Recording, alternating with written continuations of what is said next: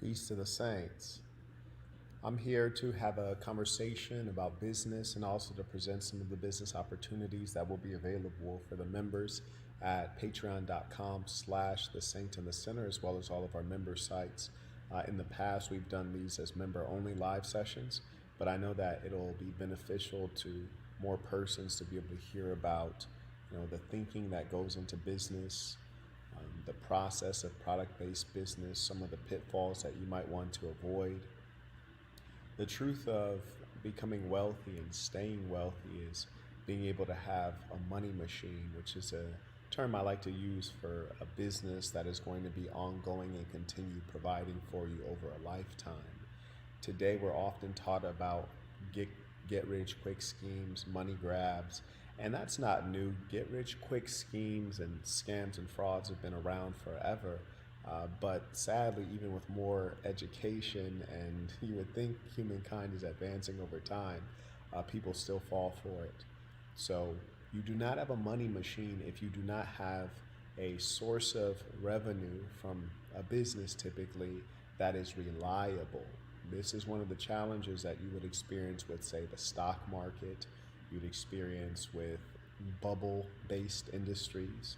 Sometimes real estate can be bubble-based. Great industry though, but certainly we're talking about cryptocurrency, NFTs, and all of these things that do not have an underlying asset. Those are the things that cause you to do the opposite of what you're trying to do. What you're trying to do is become wealthy and create a money machine. Those are the things that will cause you to become broke and destitute. T came in on Cash App and said peace to the saints. Peace to the saints. Thank you to T for supporting the work. So what I want to do is talk to you about product-based business. There are a number of different business types you could engage in. Right now we'll be more so focused on the tangibles, meaning physical products that you can produce and sell over a lifetime that will continue to make you money. We're specifically going to talk about opportunities that have already been de-risked. And what by mean de-risk, I mean you're not putting capital up at risk of losing your shirt. Which is to say, these are products that I've designed. I've already put them out under one of my brands. They've sold well, and I'm going to turn it over to one of the members to be able to sell that product. For example, one of those products that you all should be familiar with is the gold watch that we produced, which I actually have here. And that's a product that St. Flo's has already sold out half of his inventory. So I trust he's probably already made back his initial investment, which is to say it's de-risked. And also, I'm going to go ahead and buy one of those gold watches right now. As you guys know, I already own one of those gold watches, but it's such a fine product that I want to get another one, A, before they sell out, and B, because I like to have a backup. I like to have two of the things I like, you dig? One is so close to none. Would you tell me his Cash App? And by the way, for those of you who want to support St. Flo's, which is someone like you, someone who did a consultation, learned about business, or took one of these opportunities, and he's now making money. So when you buy that gold watch on mdblabel.com, it goes directly to him. I'm going to share some opportunities like that during this live session that you guys can take advantage of. I want to alert you all that it is first come, first serve. So if you happen to send money after someone else, I will refund you straight away, as we have done in the past. What is St. Flo's? It is St. Flo's. Okay, give me a second. I have to write that out. Well, first off, how much am I sending him? You're sending him 150. 5. Okay. I'm just gonna round up because I don't feel like doing all that typing. So I'm gonna send him $155. And what's his cash tag? St. Flo's F. Oh, okay. I think I saw it right and then here. with the number 4. Yeah, I got it right here. St. Okay. Flo's 4. For gold watch. And you should always, of course, support people within your community. And in this case, it's a great product. So whether he's in the community or not, is something I actually want. Now he has my information, but if you were to buy his watch, you need to send him your email address with it. Yeah. But I'm gonna have him come over to Assassin headquarters and deliver it there when he has a moment, so I can show him the headquarters and receive the watch. Anyways, let's go ahead and talk a little bit about business. And obviously, this session is focused on money. So if you have any questions, feel free to send them in as we go along, and I'd be happy to answer your questions on business. We're talking about product-based business.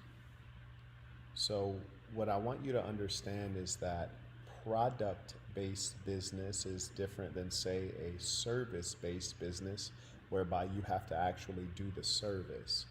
Simply put, people often state that you're trading time for money, which is not entirely accurate. You're actually trading more than just time for money, but simply put, we can understand it as such. If you're a barber, you have to actually cut people's hair. If you are a landscaper, you have to go and do the yard work, and this takes your time directly. You cannot sleep and make money, and more importantly, you cannot scale up the business such that you can make millions of dollars, hundreds of millions, potentially billions of dollars. Yes. Our house said, he's in a cash app. Manufacturer charged me $70 for my sample, and it came out. Okay. And it came out poorly. I have another coming in from another around the same price. 60 is the cost of the hat, 10 for shipping. What do you make of these numbers? Okay, so let's take a look at it. So first, you state that the manufacturer charged you $70 for your sample. When you say it came out poorly, precision is really important in language in general. Specifically, as a business person, we like to speak in numbers when we're at our best, and when numbers are not appropriate, we want to be very detailed. So when you say poorly, are you saying that there were imperfections in the stitching? Was it the wrong fabric? Is it generally shoddy craftsmanship? Are things of braiding? Like, what precisely is the issue? I ask that because with the particular platform that you're using to reach out to this manufacturer, if the sample is not what was agreed upon explicitly in writing, which is to say that constitutes a contract, if it is not in line with that, then you can actually request a refund for that sample.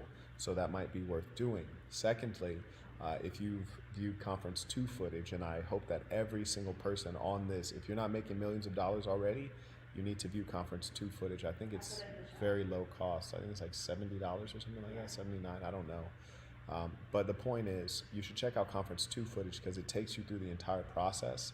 And one of the things that's recommended is that when you're getting a sample made, you have at least 2 different manufacturers make samples in parallel, because usually there's of course going to be a difference in quality. And so you want to make sure that you can pick the manufacturer that has superior quality. There's levels to all things. So that's number one, because if you only have one manufacturer produce your sample and they don't do a good job, which has happened here, then basically you're dead in the water and you're starting the process from scratch. So ideally you reach out to 10 manufacturers, you have 2 produce samples, and then you pick the one that is more appropriate for what your needs are. So that's number one. Secondly, he writes, I have another coming in from another manufacturer around the same price. 60 is the cost for the hat, $10 for shipping. So if you're saying you're retailing the hat at $60, I think he's saying that was a sample price. oh, that was a sample That's what price. the sample price was $70. Okay, and then $10 for shipping. Well, that doesn't sound quite right, because if you're getting the product shipped from abroad, $10 could never be the shipping cost. So $10 would be his shipping costs if he's sending it to one of his customers for retail. So again, precision language is critical. He writes, what do you make of these numbers? So what do you make of these numbers suggests that it's a sample. So yeah, so in the absence of proper details, I would suggest that they've inflated the cost of the sample, and $10 is not the true shipping cost. Typically your shipping cost for, say, DHL Express International is going to be more expensive than this. And if you're customizing a sample in a significant way, then the sample cost is usually going to either be at retail price or 3 times retail approximately. Now for a hat, this is a very simple thing. If you're not modifying the fabric itself, if you're merely customizing what is printed or stitched onto the hat, then there should not be a very significant sample cost. That's just an inflation they're using to make more money off of you.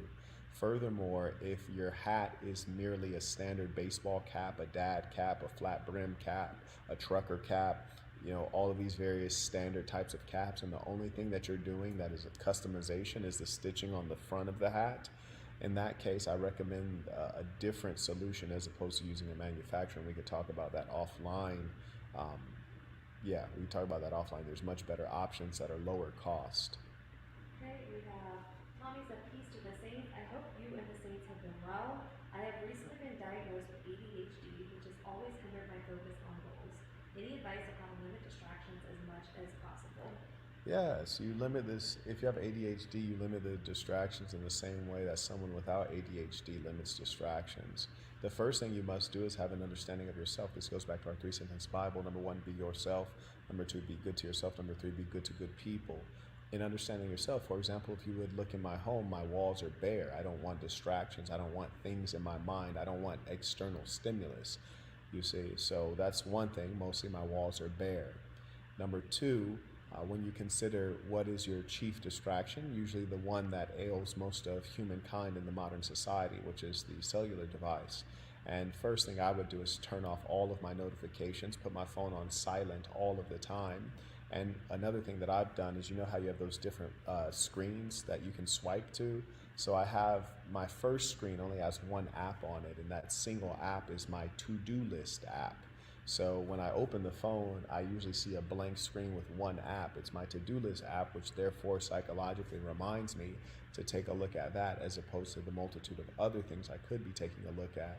Secondly, I often ask myself, how much does this pay? A lot of the things that you're doing don't pay at all, not financially, not even in terms of happiness. They're just things that are distracting you, checking who liked your Instagram post and what have you.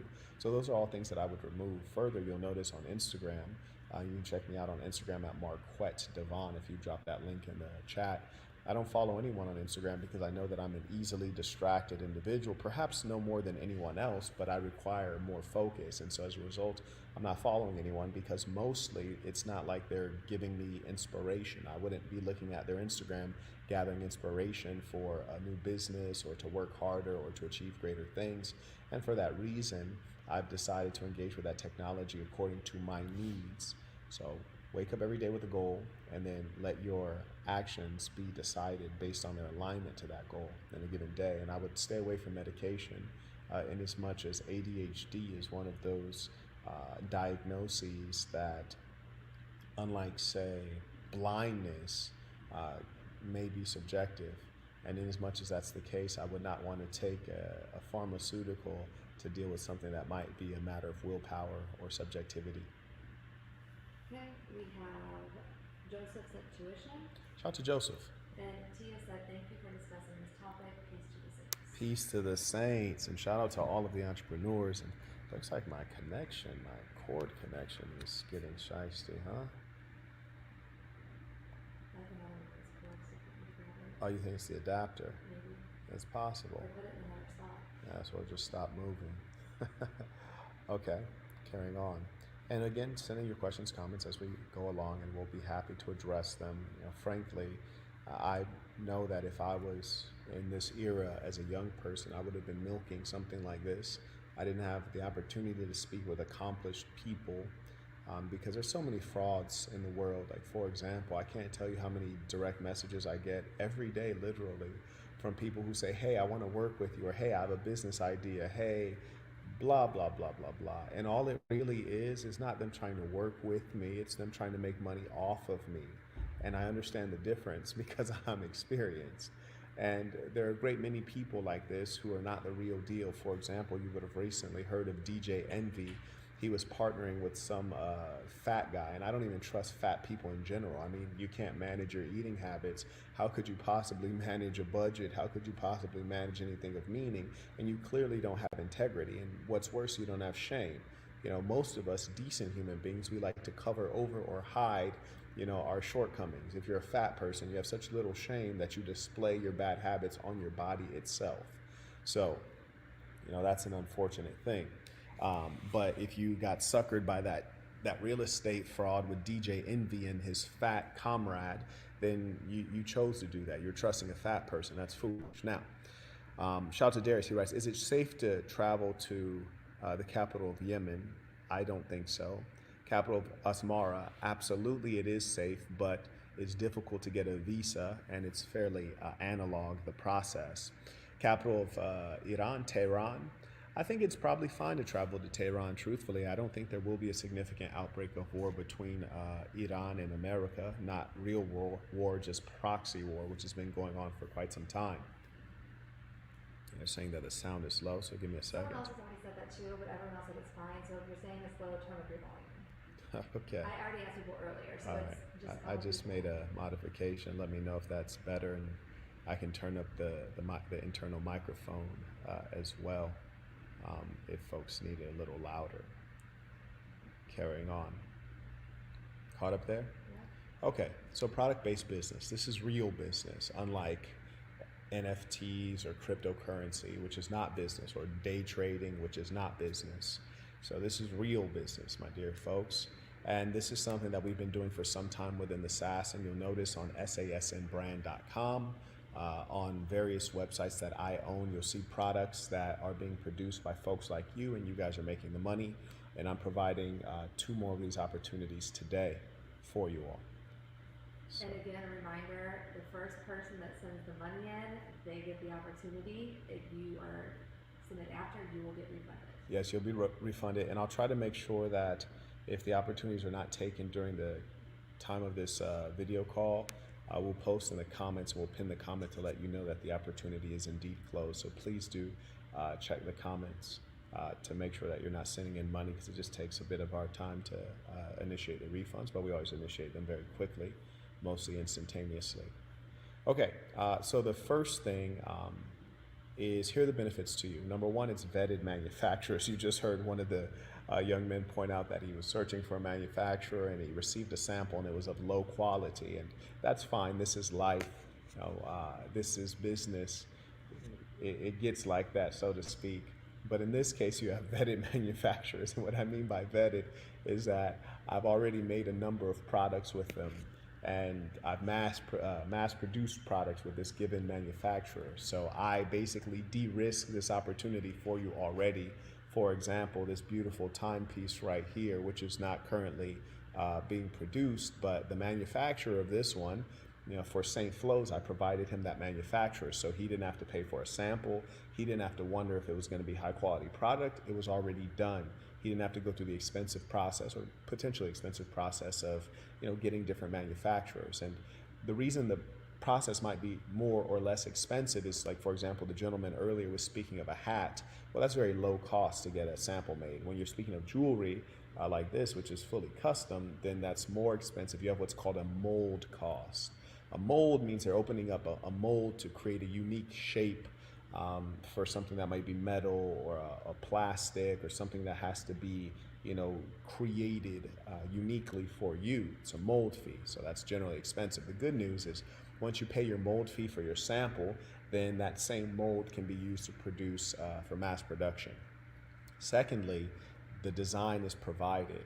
So in the case of St. Key, for example, whom we provided the opportunity of making the boxing shoes, you all know that that's a vetted opportunity, because we've already produced boxing shoes with the particular manufacturer. They're high quality, beautiful, last a long time, and now he's using that same manufacturer, and what's more is he's using the design that we provided. So he didn't have to think through what is the best design.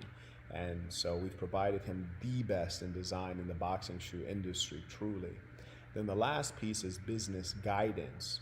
And what that means is, when you create a product, for example, there's a number of questions that might be harder to answer. Like, for example, how much do I retail the product for? How much is the shipping cost? Or just, what are the financials in general? How much money do I need to invest? How much will it cost me to get this done? What is my profit at the end of the day? Hell, how about this? Will this be successful? All of those questions are already answered. And so when we provide these opportunities to you, I already give you the suggested retail price, meaning that we are certain that at this price point, you can sell out of your inventory and make good profit. In fact, we're telling you specifically how much profit, generally speaking. Go ahead. On PayPal, we have St. Key said, do you allow Saints to produce multiple products under your brand, assuming this opportunity continues? Yes, certainly. And shout out to St. Key, is very ambitious, and I'm excited to see his product. I am going to buy his product, and that's a great thing about the products that these guys are producing, is that they're mostly staples. They're core products. Like, every day I wear a watch. I'm either wearing this one, platinum, or I'm wearing the gold on gold watch every single day. So these are core products that you're going to need. And I exercise every day. So St. Key is producing the boxing shoes. I'm going to get some because I box. I train boxing every day, as many of you do. That's why it's a great product to have. And one of these other products that we'll be named today, you will 100% be the first customer. Oh, absolutely, because I need one. Yeah. Because I you need one. exercise every day. Absolutely. So these are core products, and you already have a ready-made audience. And the fourth point is the value of the brand and brand equity. So our products are great products. They don't sell solely on brand. They sell because they're niche products. Like the gold watch, it's gold on gold with canary diamonds in it. You really can't find that anywhere. I know because I've looked. That's why we produced it. Secondly, those boxing shoes you can't find anywhere because they have fewer laces than traditional boxing shoes, but they're the same height in terms of high top, and then they have double straps, which you'll never find anywhere in the whole market. They use a Flyknit material, which is very soft and durable, light and durable, and this is mostly used in running shoes or sometimes in basketball shoes like the Kobe 10. So there's a lot of innovation there. So even without brand, it's just a great product. But you also have the brand equity of going on my websites under my brand, and there are obviously an entire audience of folks, 6 figures worth of folks who want to buy it because they support our movement. They're part of the Assassin, and that's going to help you de-risk your opportunity. So what I think his question was do you all Saints produce multiple products and brands? I think he's saying like, hey, if I want another one of these opportunities, can I take it? Absolutely, yes. First come, first serve. Yeah, first come, first serve. The Yeah, chances Mitchell, that Marcos, all of them have Brandon. Brandon has a ton of products with us. Yeah, absolutely, and he's working on another one with Great. us. Yes, and then the last one is effective marketing. And if you've ever created a product and released it into the market, one of the most difficult things to do is to make the correct consumer, your early adopter or your target audience, to make them aware of your product is one of the most difficult things. And so when we say effective marketing, you would have noticed that for the gold watch, you'll often see me posting about it on Instagram. You'll see it tagged on a number of YouTube videos. And that's the marketing that I'm doing on behalf of St. Flo's to help him make money. And so you'll have me, your chief marketer, basically working damn near at no cost to get all of your products sold. And if you've ever run ad units, they're very expensive, number one. Number two, you don't know if you're actually getting any ROI. You don't know if the ad units are actually even running to anyone. That's the funny thing. You pay for Facebook ads, you pay for Google ads. You don't know if anyone's actually seeing them. And when you look at the sales numbers, generally it looks like no one's seeing them because they're not terribly effective. Hey, we have Mr. Vasquez up. He sent 2 super chats. One just so his question read. His question is, how would I fix the technical side of a product-based business when I sell out of a product, yet my site still lets a customer buy a product? So firstly, you should use what's called inventory control, and most websites have this built in. For example, I'm presuming you're using a Shopify website. And Shopify's done a phenomenal job at this stuff. I own stock in Shopify because I'm long on that company. I think it's a very strong, innovative company that makes e-commerce very simple for everyday people. Shopify does allow for inventory control, which is to say, when you list a product on Shopify, you can also list the number of units that you have for sale.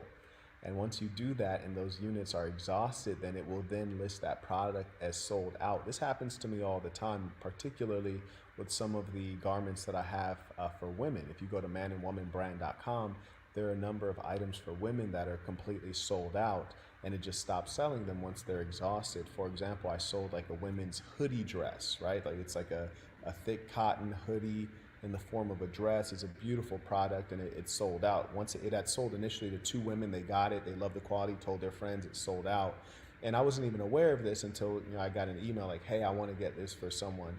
And then I realized it was sold out, and this website automatically stopped the sales. So that's Shopify. If you're not on Shopify, maybe you built your own website, you used a WordPress template or something. Even WordPress would have plugins, or whatever e-commerce plugin you're using, they all have inventory control. So it's just a matter of you actually going in and looking at that particular option and selecting inventory and then populating a numerical value. That's all it is. It should be quite simple.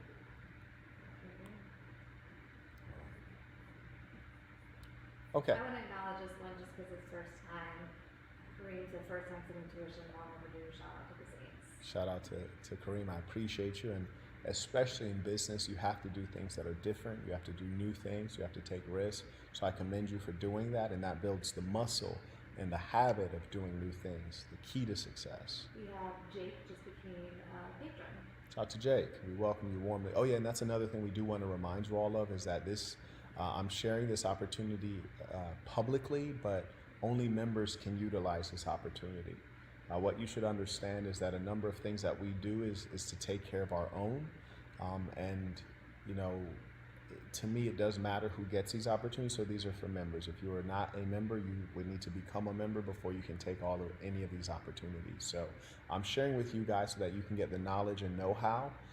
But these opportunities that are being shared are for members. So if you are not a member, you need to become a member before you can get any of these opportunities, because these are highly sought after opportunities. Anyways, so how do you get paid? This is the most important thing. So the product is listed on the appropriate website. You know, different products go under different brands. For example, the products that we're releasing today, one of them will go under mdblabel.com. Another product will go under sasnbrand.com. Your cash tag or PayPal is listed for payment. That means that you receive your money directly. Your money does not go to Marquette Devon Burton. Your money does not go to the Saint in the Center. Your money goes to you via your cash tag. You receive your money directly. So you get paid. Another part of that is that this is your business. I am just your marketing arm. You know, I've de-risked this for you. I've done you a lot of favors and I'm marketing for you, but you are the business owner. And as a business owner, you want to understand the full cycle of business, from prototyping, creating a sample, to negotiations, critical aspect of business. And I've already negotiated deals for you. So negotiations, then getting your bulk order produced, you know, supply chain, then to sales, then to marketing, or sales and fulfillment, then marketing, and then customer service is that last piece. And in customer service, we learn a lot. People really need to understand the depth of customer service. In fact, sometimes people think that customer service is only a problem oriented thing in business. One thing I like about Tony Hsieh, who's now deceased, he's also a Las Vegas guy. Tony Hsieh pointed out that a customer service, if you can do it correctly, this is actually a sales opportunity. Sometimes people might reach out to you because they have an issue with a product. Hey, you know, I bought this shirt and you know it's not the right size, or I bought this shirt and fill in the blank is the issue with it. And if you have a good customer service agent, every person in the business should know that a business is about making money, and you make money by selling a given product, driving a particular transaction. So if someone calls and they say, hey, I got this shirt, it's the wrong size, then you say, oh, fantastic. Why don't you send that back to us? We will replace that shirt with the correct size that you desire. And I noticed that you wear size large, and the style of this shirt, nice and chic and simple. We have another shirt that's quite similar to it. Would you take a look at this link? Tell me if you like it. Oh, you like it. If you'd like, we can also send that with the shirt that we're replacing. No charge for the shipping. You just pay for the additional shirt. Let me know if you'd like to include that in your order. You know, there's so many opportunities with customer service when you know how to do it well. In a strong, developed business, you do not want to have any necessity for customer service. You want the customer to receive the product, be thrilled with it, and the only other interaction you have with the customer is when they're writing you a 5-star review or they're reordering. That's about it. You want to minimize customer service, but when you do it, you want to do it elegantly and well and in ways that are profitable. Thank you. Next piece. Oh yeah, Marquette promotes your products. You already know that. So as I said, these are some of the brands that your product would go under. Here are some of the numbers. Let's see if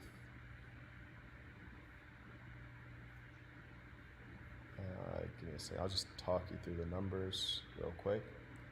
So the first opportunity that we're releasing is the Sasson running belt. You guys may remember the Sasson running belt.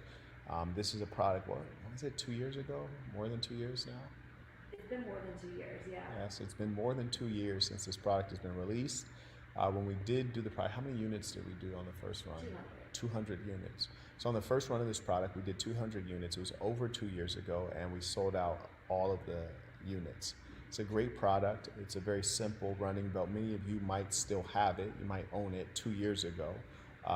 That's a long time. And it held up for over 2 years. So we're now going to put this product back out on market with an opportunity for one of you to take it. The way that, and let me just show them visually real quick so that they can see how the numbers are going on this particular opportunity.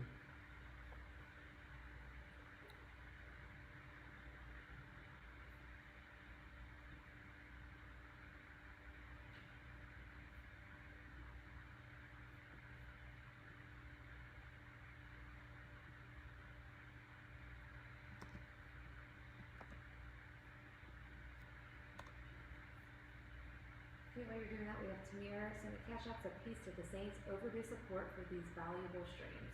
I appreciate that, Tamir, and certainly those are the things that keep these coming and keep them top of mind. So thank you for letting me know that this is the right stuff. Saint, he said, I think it came around when we did the two.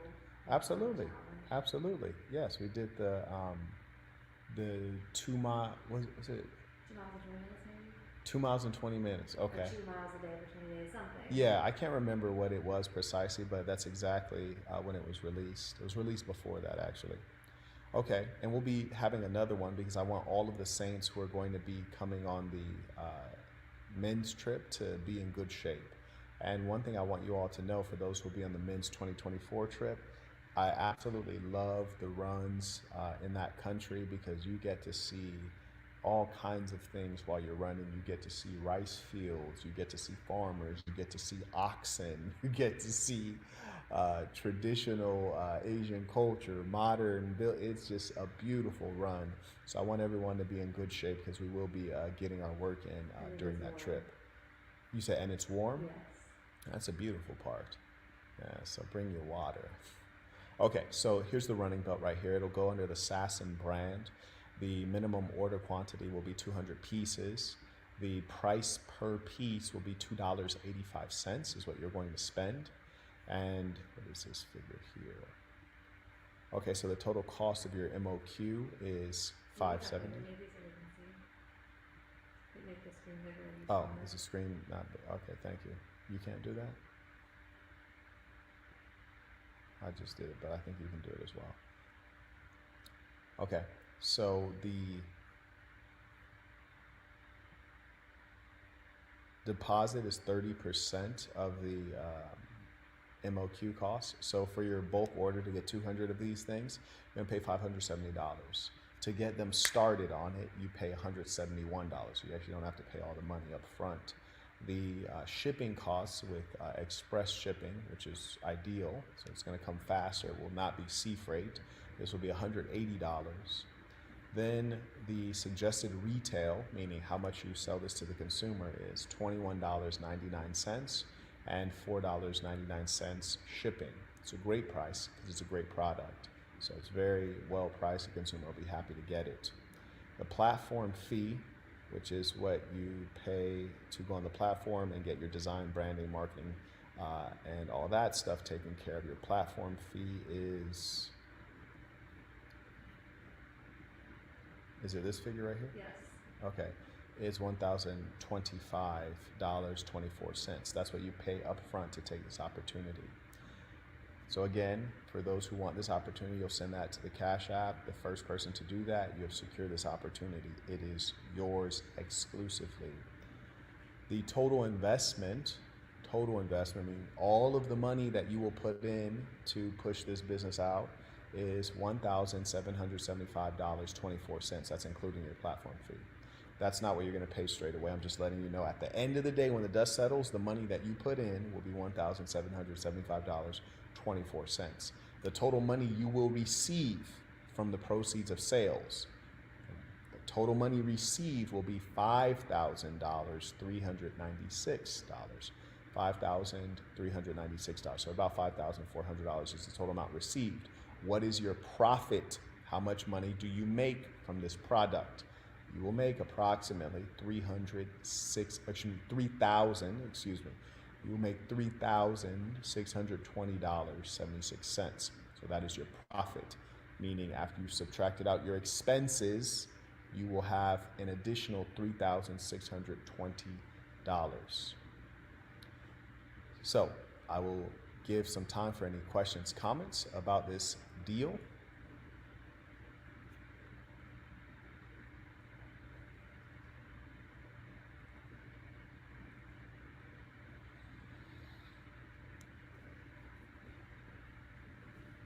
Or anything that you guys have questions, comments about, you can send it now.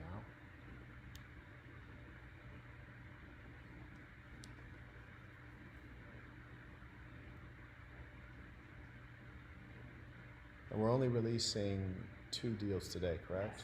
Yes. And it's worth noting that it seems like we've only been releasing opportunities, like once every 4 months? Yeah. I'm busy. It is worth noting this deal is completely ready to go. Like they already sent the invoice to Marquette. All he has to do is give you the information and they'll send it to you. Right. The next deal,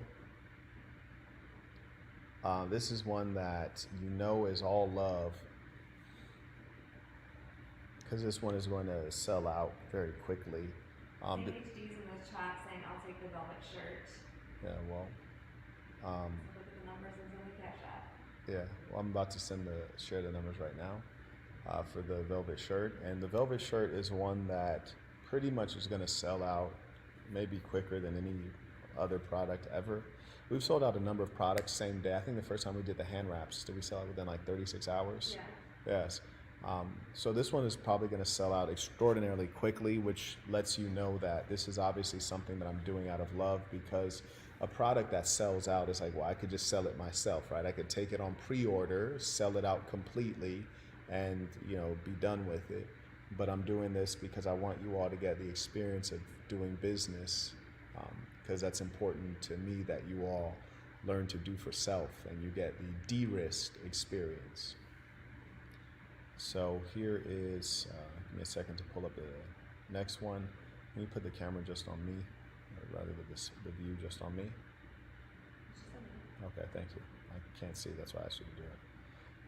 Okay, so let me pull up the velvet shirt.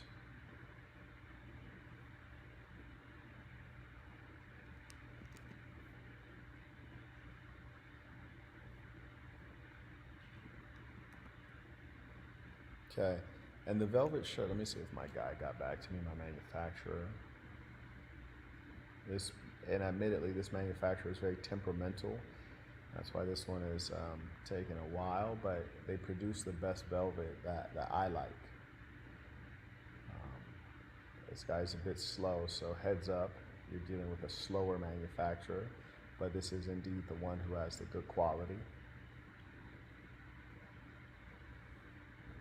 So all of your numbers on this one, unlike the other opportunities, are not fully there, but everything is already arranged. So the exact price per piece, we can't confirm right now, but obviously the profit is there, or else it wouldn't be a business idea to even share. We just don't know the exact numbers on that yet. So for this one, this will go under the MDB label brand. For those of you who have seen the velvet shirt, you know what we're talking about, some serious playerism.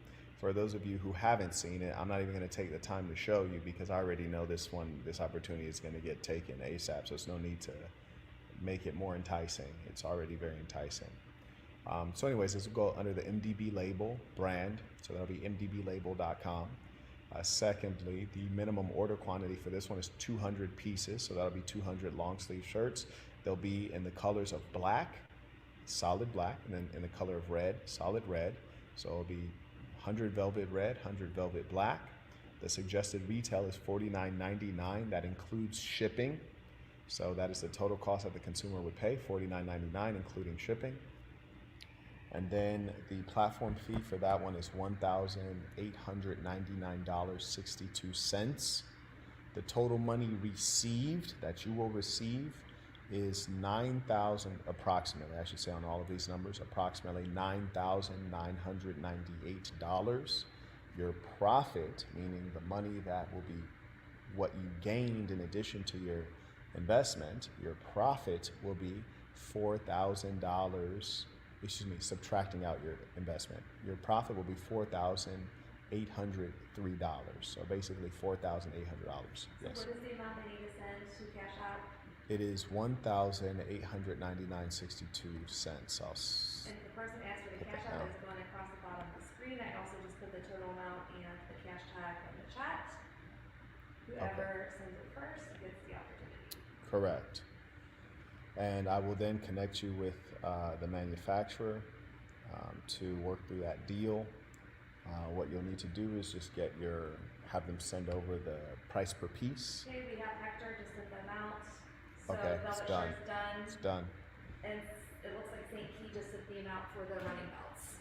So Yeah, both I are think done. St. Key is actually quite smart because he's in the athletic vertical 2 times. And that's one thing I often talk about. Do as few things as possible. So anytime you can engage in businesses that are complementary businesses where you can bundle products, you're really smart. You see, St. Key, you probably didn't even realize Let's it. just pause though and just say they're both sold out. Do not send any money. Oh yeah, that's right. the important thing. Everything's sold out. Don't send any money. It's done. It's done. Don't send anything. It's Okay. done. Now, what I want you all to pay attention to with St. Key, he's really smart because certain things you can bundle, certain things you cannot bundle. If you're a boxer, there's not one boxer on earth, there's not one person who trains boxing on earth that does not jump rope, that does not run. All of them do their road work and all of them do their jump rope. So if he's selling boxing shoes and now he has the running belt, he gets to save on shipping because now he can bundle his boxing shoes with the running belt and then just roll up that running belt, put it in the same box and send that out because most boxers are runners. So it makes perfect sense. Whereas say conversely, he bought a velvet shirt. There are going to be people who want the velvet shirt. They don't need boxing shoes. So it's really smart when you stay within that particular industry. So that's very intelligent. I don't know if he was thinking of that explicitly, but that's good business right there. Yeah. Absolutely. Saints, I'll give you a little bit of time to share any comments, questions that you have on business broadly or on any business you're working on any idea. Hey, Marquette, is this a good idea? Hey, Marquette, I'm considering this, or I'm about to spend this amount of money. Is this too much? Should I renegotiate? Give you guys a little bit of time. And St. Key, email support@marquetteism.com. I can get you all the information that you need. Absolutely.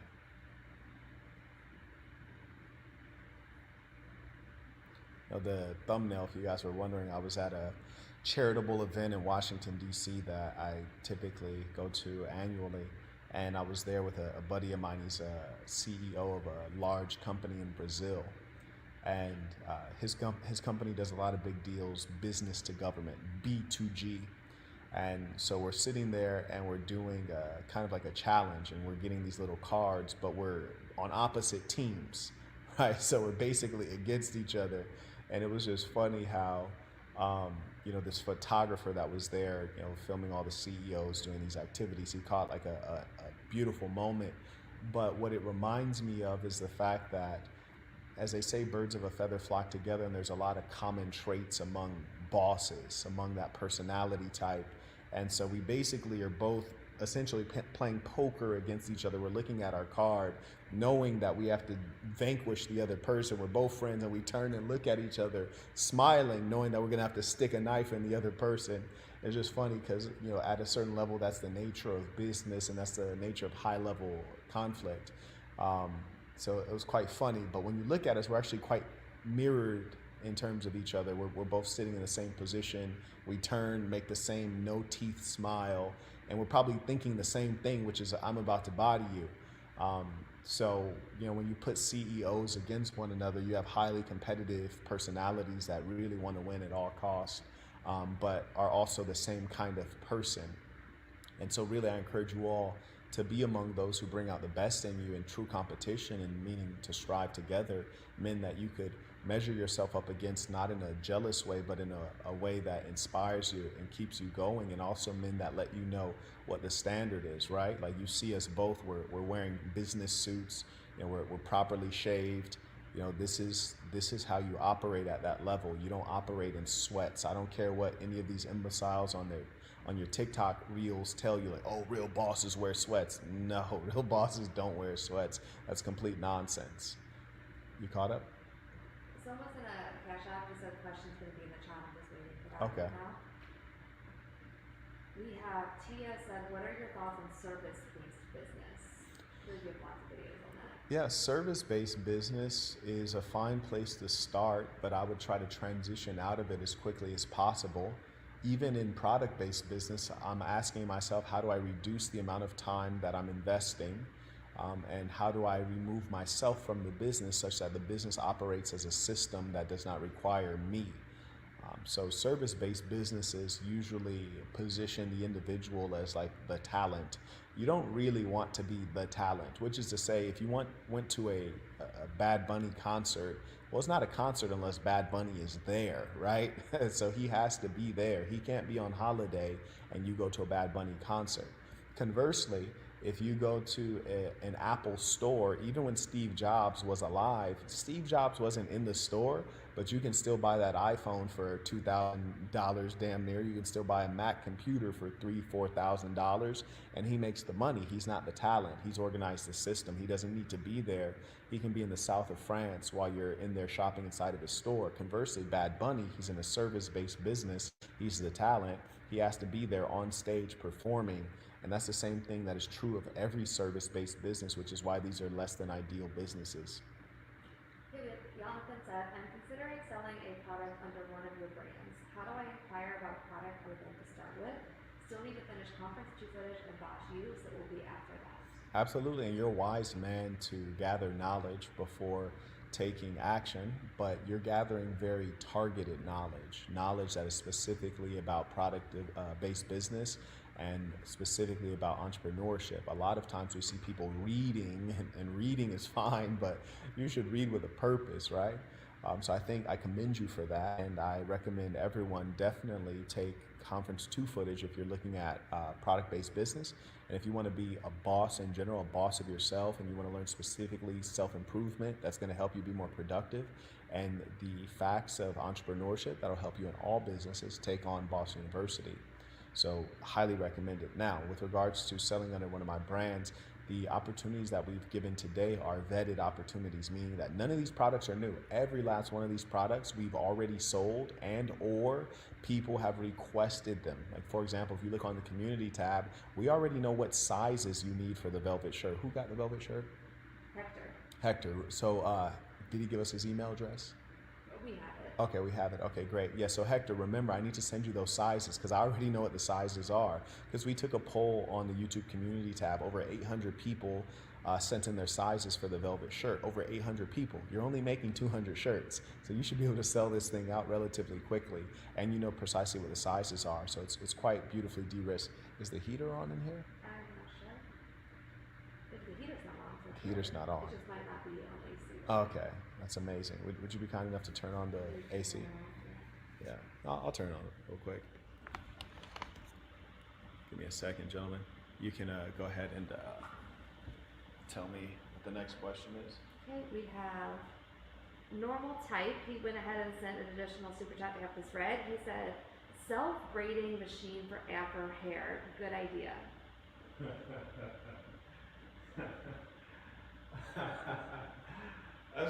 That's funny. I like that. That's funny. That doesn't mean it's good. That doesn't mean it's bad, but it's definitely funny as hell. There are some things that, there's some processes that are better inefficient, like romance, for example. It's better inefficient. What I mean by inefficient is, you don't want to walk up, meet the girl, shake her hand, have her fill out a questionnaire and say, oh, based on your answers, we're a perfect match. Let's get married. It's inefficient on purpose, which is to say you go on the dates and you do all of these things to learn the person and eventually you discover it's a proper match. Similarly, some other things are inefficient on purpose or they involve a human touch necessarily. And so I'll give you an example. Like in the Maybach, I have massage seats. All 4 of the seats are massaging seats, right? So I love massage, right? So does that mean that now that my car can massage me every time I get in the car, I can just go get in my car right now and sit in there and get massage? Does that mean that I don't want to go to a spa and get a massage from a beautiful woman, from an actual human being, putting human touch on me. No, I still prefer that, and I still do that because it's different in a meaningful way, even though theoretically the outcome is supposed to be largely the same. That being said, getting your hair braided may be something where the consumer actually values the process and the human touch. And also you have to think about the human psychology, which is sometimes we don't trust machines to do things even if the machine is better at it. For example, machines are great at making sutures, stitches. Yeah, like they're machines that do surgeries, they're machines that do sutures, they're excellent at it. They're better than human beings at doing that in particular. And for example, people who get hair transplants, like for example, Jay Waller, BBMLD, the Tate brothers, all these folks who have hair transplants, they're machines that do hair transplants, and certain processes in the hair transplant process, the machine is actually better at doing. But does that mean that someone who goes to have a hair transplant is going to prefer the machine, or do you prefer a doctor, right? These are things that you have to consider in this consumer psychology as you go into that particular business. So that's number one consideration. Number two, like me, I always want to have a fingertip feel for the product. So for example, I don't have any hair that can be braided. Oh, that's funny? That's funny to you, huh? Okay. Okay. So we have a comedian over here, apparently. I think they thought you did have some hair to be braided. Yeah, anyways. So if for me, I'd want to have some hair to be braided. I would want to experience that machine myself before going into that business to know if it's really appropriate, if you're getting the high quality, what's the give and take, what's the sacrifice, and more importantly, is the idea that you're going to sell the machine to consumers, or is the idea that you're going to have like a salon with the machine, the consumer comes in to use the machine? Because I surmise that this would be a fairly expensive machine that most consumers could not afford, and maybe it's more profitable to let people use the machine rather than selling the machine. That's a good question. Did he come in at the correct rate? He sent an Okay, I just want to make sure that we're fair. Okay, I just want to make sure we're being fair. Thank you. I would also like to announce how quick and the great customer service St. Flo's has. He already sent you an email saying he received your order. Wow. Since he is local to St. City, he did say, he will do local delivery. I appreciate But that. I'm assuming if it was someone that wasn't in this area, he would go ahead and get your information even for shipping. So he's very quick. Yeah, St. Flo's is a great businessman, and I want to acknowledge right now some of the great businessmen that we have in the Assassin. We have Marcos and Mitchell, who are both confirmed. And when you're confirmed within this thing of ours, that means that we trust you, we regard you, we know that you're a real one, you're an honorable person, and these guys are great businessmen. Every time they, I've never seen any issue with them in conducting business. They're very trustworthy folks. As well, this is true of Brandon Valera, very honest man. Oh yeah, and I apologize for putting people's last name out there, but very honest man, does great business. I remember the first time I encountered him, every plan that we've ever laid out, he's executed on. And so I'm just very impressed with him, and it's an honor to work with these men, call them friends. Okay, we have Teddy Fresh at $50. Teddy Fresh, baller alert. Said, good afternoon, Big Homie, and peace to the saints. I'm considering starting a drop shipping business selling pet supplies. I live by UCF College, and these young girls and adult women have pets but are broke, but will spend money on a pet. Make it make sense. That's funny you say that, because Assassin headquarters is in the arts district. And in the arts district, you have a lot of people who may not be broke, but to me, they all look broke. You hear me? They look broken, like they don't shower. A lot of women, because arts tends to attract women. And I can see outside of the storefront a lot of people walking by with their dogs, and some people just walk by consistently. It's like their dog is their life. I'm like, is this person employed? Is this a trust fund baby? Who knows? But anyone who would get a pet is a person who has discretionary income, or at least they think they do. And so the pet industry is only going to grow as mental illness grows. So I think generally speaking, it's a good industry. There's levels to it, of course. There's always the low cost and the premium side. With regards to drop shipping, when people say it's a business, and oftentimes you're really more of an investor than running the business. and the drop shipping aspect of it is kind of cutting into your profits. During conference 2, I do believe I differentiated between what drop shipping is and what proper business is. So if you check back into conference 2 footage, I differentiate what it is that people mean when they say drop shipping and kind of how it cuts into your profit. And it limits the amount of data that you have on your customers, and the data and information on your customers allows you to do certain things like retarget, upsell, send new opportunities, send coupons, things like that.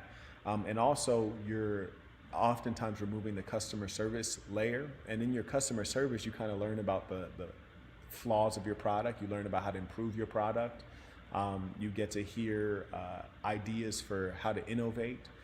So those are important conversations to have young in the early stage of a business. Drop shipping might be a good option for someone who's more busy or is focused on something else for whatever reason, but generally speaking, I don't encourage it. Yeah. He always comes in with all. Yeah, no, right. His money game is together, and that's a beautiful thing. Shout out to Teddy Fresh in a real way. Okay, we have Organized Truth said, peace to the saints. I appreciate your business wisdom, Saint. What are some problems that a young entrepreneur run into that are not often discussed? Small nuisance like things, dealing with people, etc. Yeah, the first thing is choosing the wrong business. That's the earliest problem you would encounter as a young entrepreneur, is choosing the wrong business. And that one is very concerning, because when you go into a business, you're going to invest not only your money, but you're going to invest other people's money. You're going to invest your time, your emotion, and it'll really be an all-consuming experience if you want to be successful at it. So your business becomes your everything, and you might meet a dumb bimbo and she says, hey, what do you like to do? I like to run my business. That's all I'm doing right now. That's all I need to be doing right now. So if you pick the wrong business, then you're basically investing your money, your effort, energy, and emotion into something that is not going to go anywhere, or maybe it will go somewhere, but it goes very slowly. And let's be real here. Don't we all want to be young and wealthy? Don't you want to be wealthy where there's not a wrinkle on your face? Do you see any wrinkles on my face? No. You want to be in that position. There's nothing wrong with accumulating wealth in old age, but isn't it better to be young and beautiful and wealthy? And so we want to do this fast and in the most efficient process. And we're not talking about like cryptocurrency fast, where it's like fake and like I've never met a crypto millionaire in my life. You heard me, I'm at the Ritz-Carlton, I'm at the Four Seasons, I meet business guys, none of them are like, I'm a crypto millionaire. So the fact is that choosing the right business is the most important thing. And part of this is ideation, part of this is market testing, and these are all concepts that we review in Conference 2, and these are the kind of conversations that we have in consultation. So you can book a consultation at markquedism.com, and it's important because the price will be going up by the end of this week, I promise you. I'm gonna take out the time to actually do it. But those conversations are necessary to have because, for example, with my last large tech company, the amount of money that came into that company, we're talking huge sums of money, like huge sums of money. So it's worth your time to spend $800, $700, $1,000, whatever it costs to get expert advice at the beginning, because that's going to help you define if you're able to get huge sums of money into your company, whether it's through investment or through sales, and then B, what to do with those huge sums of money. And honestly, the consultation might define whether you're even able to make it happen. You see, honestly, the best consultation you can have, and this might sound strange, is when you talk to someone, and it doesn't have to be me, just talk to someone who has expertise in what you're trying to do. And they say, hey, that's not a good business. That's going to waste your time. Like, don't do it. That's the best thing in the world, because you spent $1,000 to save hundreds of thousands of dollars, you see? And there are people who know things. There are people who pretend to know things, right? They're all over the internet, but there are people who have actually lived the life. They have the fruits of the labor to show it, and they know things, and you should heed them. But one thing I always tell guys is, I can tell you, hey, this is a terrible idea. Do not do it. You're going to lose. Not because you're you, but just because this is a bad idea. You're going to lose. Don't do it.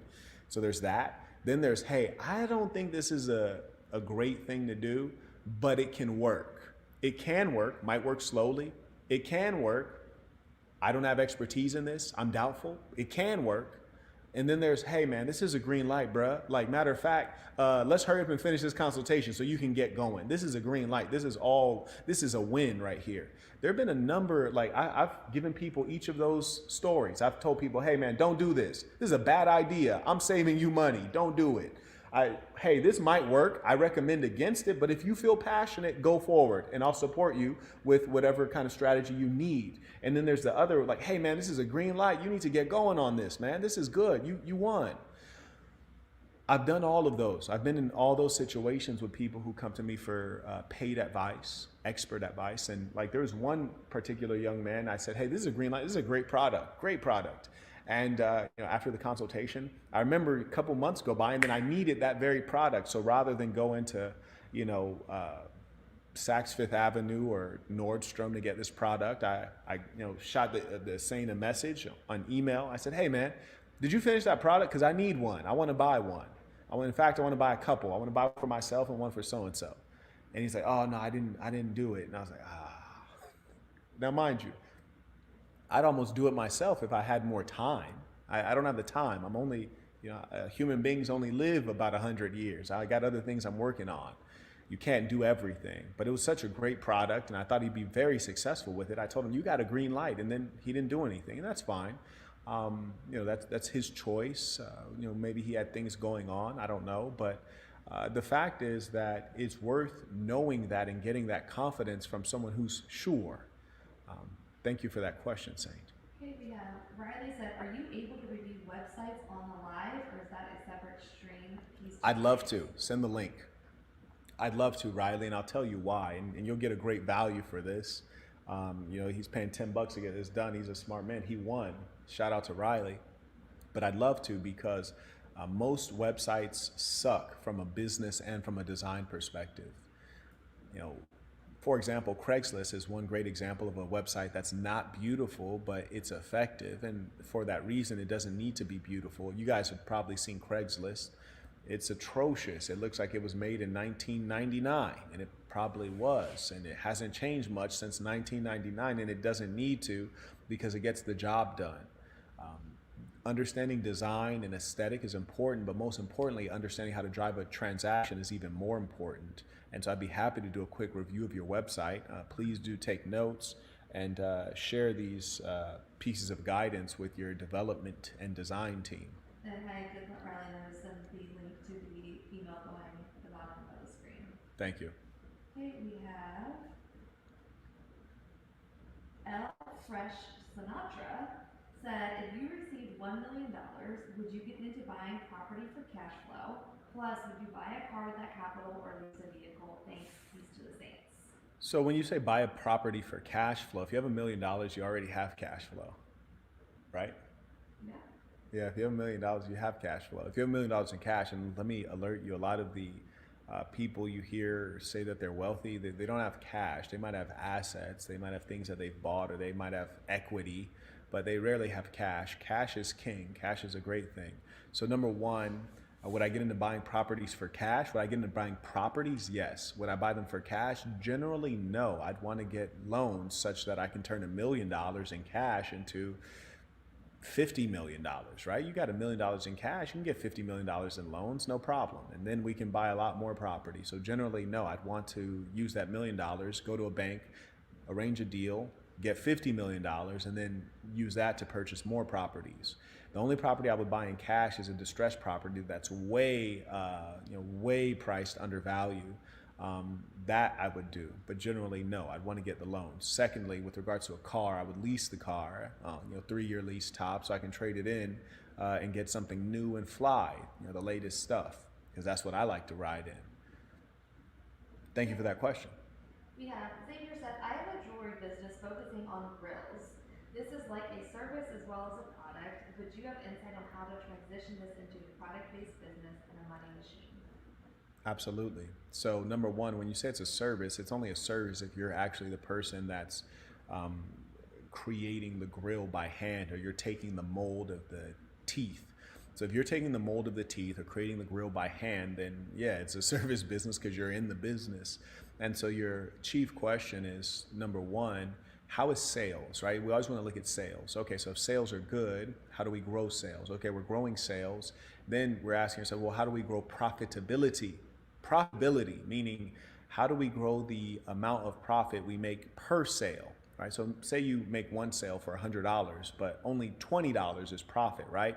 Because the mold that you had to use and the grill, which is to say the precious metal that you're using or the stainless steel that you're using, that itself plus the mold costs $80. So out of a $100 sale, you only make $20 per sale. So then you rework some things in your business and you're able to increase profitability, which is to say that per sale, instead of making $20 per sale, now you make $30 per sale or $40 per sale. So if you can increase profitability and increase sales, then you're going to have more money coming into your business. That will allow you to remove yourself from the business and hire someone else. And once you can hire someone else, then it's not a service relying on you. Generally, services rely on talent or people who are uniquely skilled. Something like a grill is not something like a tattoo, where you need an actual artist. You don't need an artist for that. So I would try to find someone who's very low cost. This is generally younger people or people who haven't had formal education or people who are in a retrograde economy, Philippines, what have you, and South Africa, you name it. And I would hire those folks to do it. And I would also look into my manufacturers. Where am I sourcing my precious metals? Can I get it lower cost? Can I improve supply chain? Make the supply chain shorter, find a more proximate manufacturer, or find a customer base that's closer to where I produce the product so that the shipping cost is reduced. There's so many things that you can do to reduce costs, improve profitability, and remove yourself out of that business. And those are the things that you should really start working on once you figured out sales, right?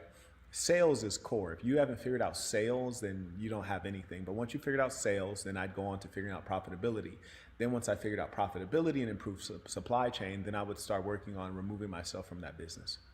Okay, the timing of this next question is good because you just had this conversation with this person, but Stop Playing Trey said, do you still keep in contact with people who provided you guidance in your childhood, like the teacher who helped you get enrolled in college? Yeah, she actually just texted me. I need to reply to her text. I'm just extraordinarily busy. And that's one of the challenges of success, in major air quotes, you heard me, is that you're just very busy. But yeah, she just sent me a text recently. And so, yeah, I do still keep in contact with her. She's a lovely woman, still provides significant value and is an anchor in my life. And, meaning like there are persons in your life who, they're the saint and the sinner on your shoulder, right? When you're thinking about, should I do this? This might be someone you consult this saint as to what might I do, or you just have their voice in your head guiding you, encouraging you, and things like that. So, yes. Okay, we have Don Hill sent $50. Baller alert. Said, I'm logging into the Mark Medicine website right now. In a real way. Shout out to the members, you dig? Shout out to the family out, yeah. Okay, we have Darius said, or Quatarianism. How long should it ideally take for a developer to create a front end and the back end developed and tested for an average mobile application, accepting payments in-app, user login, etc.? Well, see, you're talking about quite a bit, and I don't even know what the application is. But number one, let me caution you that in-app payment is a bit of a challenge, especially if you're dealing with Apple. Number one, because Apple has an approval process which could take up to 10 days. They could reject your binary, and then you actually have to rewrite the code or make some amendments based on Apple's rules and regulations. So that's going to toy with the development time. But on a business level, and you always have to look at the revenue model first, and this is why for those of you who have never created a successful software business, I highly recommend my practicum course, which is called How to Create and Monetize an App, a mobile app, or excuse me, how to create and monetize your app, whether it's a mobile app or a web application. But anyways, I say that to say this because with your in-app purchase, Google is about to be taking, or not Google, Apple is going to be taking 30%. So if you make $1, they make 30 cents, you make 70 cents. And that's just the money that you're taking home. Then you also have to deal with taxes and then of course all of your business expenses. So they're really hitting you hard. That's precisely why sometimes you might want to link out to a website that handles your billing. There's different things you might want to do, and depending on the market that you're actually selling to, you might want to be on Android primarily because Android is not taking that kind of bit that percentage of your revenue. So that's something to consider. But anyways, with regards to front end, back end, blah, blah, blah, deployed mobile application, you use the word developer, which is singular. And you also did not state which platform. So I don't know if you're on Android or if you're on iOS. I don't know if the person is using, certain technologies that allow you to, like certain frameworks that allow you to build iOS and Android in parallel. So all of this stuff matters. These are critical technical details, but generally speaking, to have a mobile application developed, front end designed, back end tested as well with in-app payments, at the very least, you're looking at 2 months. At the very least, with a very sophisticated, expensive, high quality developer, and that's on one platform writing native. Okay, Teddy Fresh is back. He said, "You are right. I am busy with 2 contracts that I have, and I appreciate the wisdom." Yeah, there you go. So yeah, if you're busy, then go ahead and make that investment and get the deal done. But one thing I want everyone to be cautious of, particularly those who would consider drop shipping, is that you have to ask yourself, and this happens to me all the time, and there's many metaphors for this. There's multi-level marketing, there's timeshares, there's these real estate schemes, and this is what I mean. Often when I'm traveling around the world, whether I'm in Malaysia or Thailand, I'm in these beautiful settings, or in Guatapé in Colombia, you'll have people approach you, businesses, and they'll say, hey, because they know you're wealthy because you're in like a resort, you're in an exclusive resort, and they'll say, hey, we want to give you the opportunity to invest in this new development. If you like this resort, if you like the Ritz-Carlton, or if you like the Anatar or the Four Seasons here, we're going to build something just like this right next door or in this other resort town. And if you invest $50,000 in this development, we're going to guarantee you this percentage of return on a regular basis. And then you ask yourself, well, if you can guarantee 20% return, it's guaranteed, why do you need my money? Like, if it's guaranteed, why don't you just put up the $50,000 and get your 20% return on the $50,000? Why do you even need my money if that's the case? And so the same thing is true with drop shipping. You have to ask yourself, if the scheme is completely vetted and it's reliable, then why is it that you want me to buy this glass and you want me to pay for this glass inventory and then drop ship it and then I get the profit? If you know for sure that this is going to sell well, why don't you just keep it for yourself and you sell it? Like, why would you even do drop shipping as a business? Why don't you just sell the thing that you're going to drop ship? And that should be your chief question, because they're not your family member, they're not your friend, they don't love you. So the question is, well, why are they doing this favor for you? Obviously, in the case like you just saw, like the velvet shirts, like we know that's going to sell out. Why am I doing you the favor? Because my first job in life, my first career was as a teacher. That's how I regard myself. And when I came out of university, I went in to teach for America instead of going to law school. And I was admitted to elite law schools. I went in to teach for America under the idea that I could let impoverished kids like myself know that education could pull you up out of a ghetto. And today I still consider myself chiefly a teacher, and I want to lift people out of the poverty of mind. And I truly believe in capitalism and entrepreneurship, and I want to provide people with a de-risk, safe opportunity to make something of themselves. And I'm making an investment in you because we have relationships. So my idea is that if I help you become a millionaire, you'll take care of me for the rest of my life. All of you will. And so that's my investment in you. But some random person who's presenting you with a drop shipping scheme or a real estate investment, there's probably something that they're not quite mentioning. And so do be cautious of those kinds of things that seem a bit too simple or too easy to be true, especially if you really can't touch and get a grip on people who have won with that thing. Like, for example, I'm talking about this in the public. You've not seen anyone say, oh, this was a lie or this was a scam. Instead, you see people who are recurring, like doing business with us on a consistent basis because it's working. And you're also seeing people fighting over the opportunities because they're great opportunities. And then you see St. Flo's, like we just sent him some money. He does his customer service, and you guys can go on mdblabel.com and buy the watch and send the money directly to him. So it's very transparent. My motives are very clear. And that's the kind of situation you guys all want to get into with your business partners. And one of the good rules of thumb that make it easier to not get cheated is that when you deal with people who don't need your money, they're less likely to try to steal your money. Is that a good one? They don't need your money, they're less likely to try to steal it. Yeah, it makes sense, right? So that is my cautionary note to you all, because there are a lot of people out there, and sometimes people are just goofy. You know, they're not even trying to hurt you; they're just goofy, and their ignorance and stupidity hurts you and them on accident. Shout out to Kent. He writes, "Peace to the Saints. I have my first ever pitch competition coming up. That's 4 minutes. Any wisdom you would share on pitch preparation?" I actually have a whole section in Boston University, I believe, that's dedicated. You won a lot of pitches. Not only have I won a lot of pitches, I've won every single pitch I've ever been in my entire life. Like every boxing match you've ever been in. Right. I not only have I won a lot of pitches, I've won every single pitch I have ever been in my entire life. So I've never done a pitch and they're not like, Marquette Burton, come to the stage. Yeah, every time, literally. Give me a second. Let me make sure that this section is here in Boston University.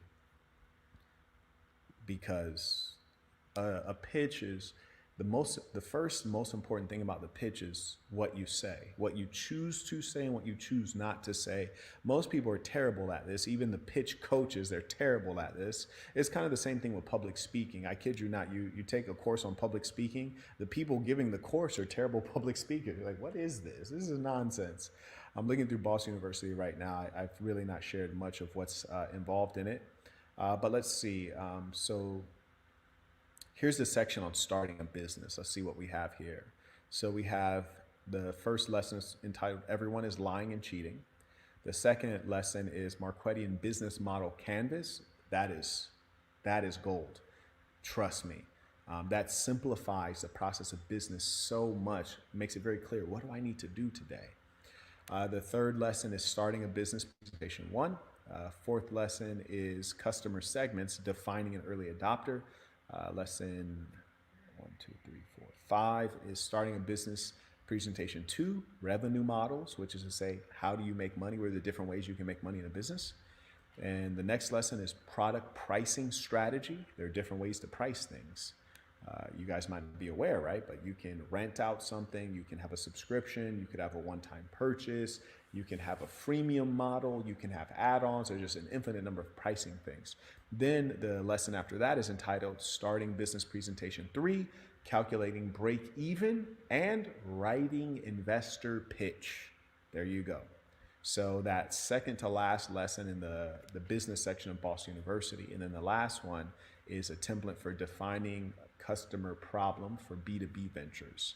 So there you go. Those are the lessons in the business section. Boston University is quite extensive, so it has a little bit of everything. So I highly recommend that you check out Boston University if you drop the link for them. Very good. And check out that particular section, because that is gold. And that's coming from a master. You find somebody that's won more pitch competitions than me, let me know. I'd be interested to hear how they're kicking it. And in all the pitch competitions I've had around the planet Earth, literally, there's only been one time I remember anyone else even being good. I'm not even talking about competitive. I'm just being like, oh, that was a good pitch. Even being good. It was one time. There was a young man in New York I did a pitch. It was for 1776 Grand Challenge, I think it was called. And this is one of those things where you do your pitch and you get this big check. You know, they put your company name, those big checks when you like win a sweepstakes or something. Mm-hmm. I had a big check that said my company name and my name. Did you ever see that one? It was on my Instagram. I think you showed it. Yeah, I deleted it now because I'm not in that business anymore. But there was one kid, one white guy, he's about maybe like late 20s, gave a good pitch. It's competitive. Next. Okay. We have Icon says, "Good day. I'd like to create a business based on digital art I've made selling physical copies and printed on canvases, accessories, and apparel. This would be my first business. Any advice on how to start?" Okay. So the business is, he's creating the art digitally. He will be printing the art onto canvases, accessories, and apparel. First business, any advice on how to start? Okay, that's good. That's a good question. That's a reasonably clear question, isn't it? I got to respect that. So yes, I do have some advice.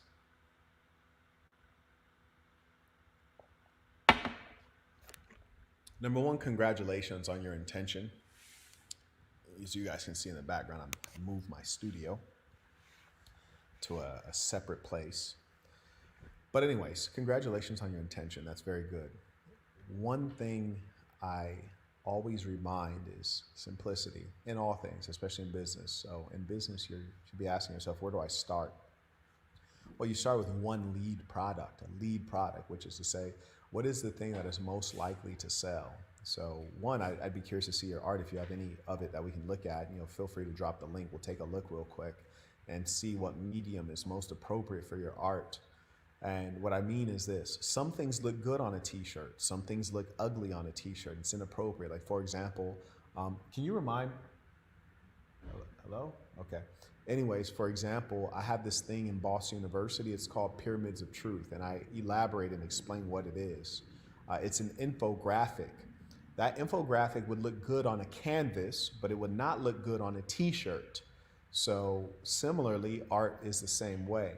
The reason I ask is because if you produce digital art, then we need to first ask ourselves, what's the lead product? What's the primary thing you're going to get known for, primary thing you're going to sell, primary thing that's going to get the trust of the consumer? Is it going to be a canvas print? Is it going to be a keychain that you print something on? Is it going to be a t-shirt, a hoodie, a sweatshirt, a tote bag? What will it be? So first we should take a look at the art, then we should define what is most likely to sell given the nature of the art, and then figure out who to sell it to, and then more importantly, how. Like, what is the medium over which you're selling this? Is it your own Shopify website? Are you selling it on Etsy.com? Are you selling it, in a pop-up store? So step one, what's the product? Step two, where are we selling it?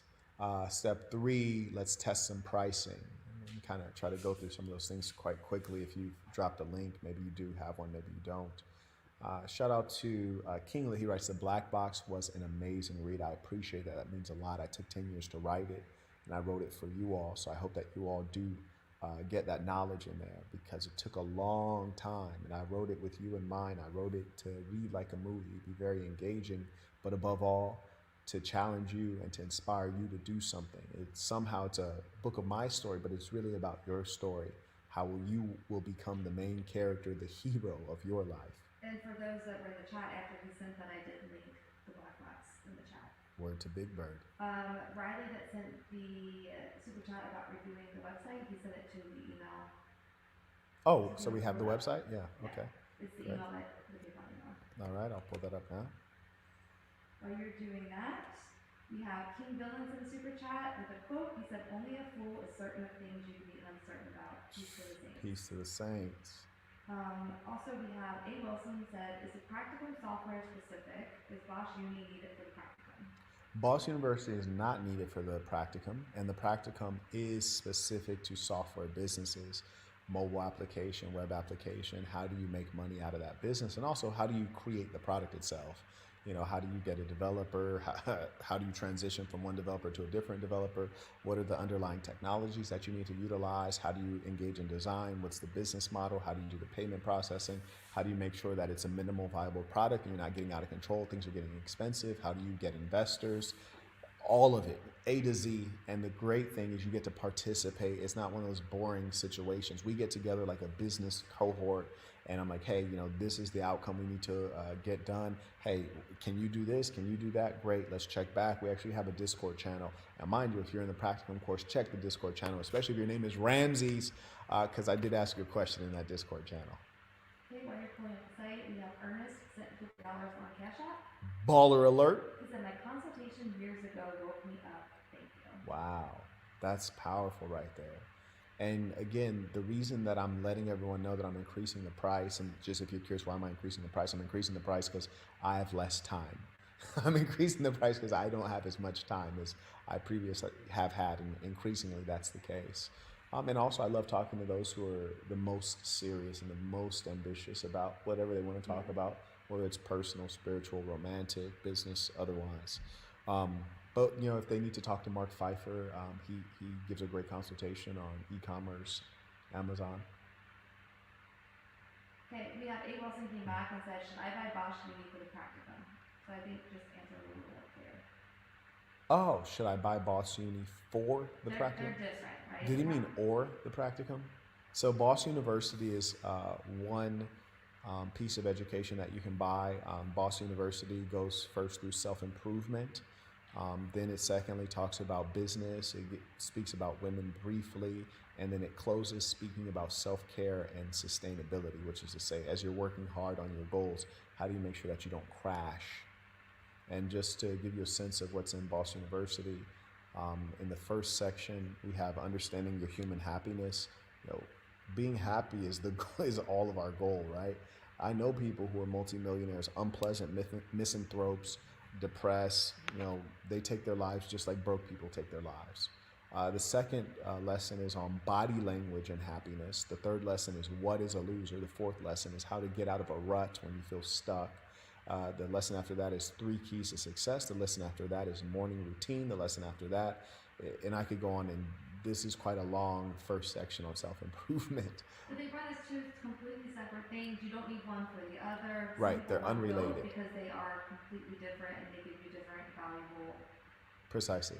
They are unrelated courses, and I've created them separately to fulfill separate needs. The only crossover is that there's a section of Boston University that speaks about business. It speaks about business generally, whereas with the practicum course, it's talking specifically about if you want to create a website, you want to create an app, you want to be in a software business. We have Brian just bought Boston University. Shout out to Brian, bossing up. Now you can review the website. Okay, so Okay, Icon was sending the Google Drive link. Can you send it to the email at the bottom of the screen? That's how we're going to pull it up. That's with his digital art. Okay, so here is a website that was shared by one of the saints just now for review. Okay, so I'm going to start at the very top. So it reads, welcome to our store. So, okay, what does this mean? What is this about? So I'm actually going to click it. So welcome to our store. It's taking me to the products. I'm going to go back. Okay, that's fine. So welcome to our store. Linguistically, it's not quite clear because when I go to your website, I assume that I'm at your store already. This clearly appears to be a Shopify backed. Let's see. So yeah, there it is, Shopify. And Shopify is a great front end for your website. So anyways, you click welcome to our store, and then it takes you here. Here's a number of products. That's neat. I find it curious that there's too many sales going on. So just a heads up, you might want to separate out your sale products, or if you don't separate them out, you might just want to reduce the number of products that are on sale. Because when there's too many things on sale, that kind of causes the consumer to question quality or why there's so many sales. Like for example, have you ever seen Gucci give a sale? No. Prada, Valentino, Hermes, no sales. Why? Why are there no sales?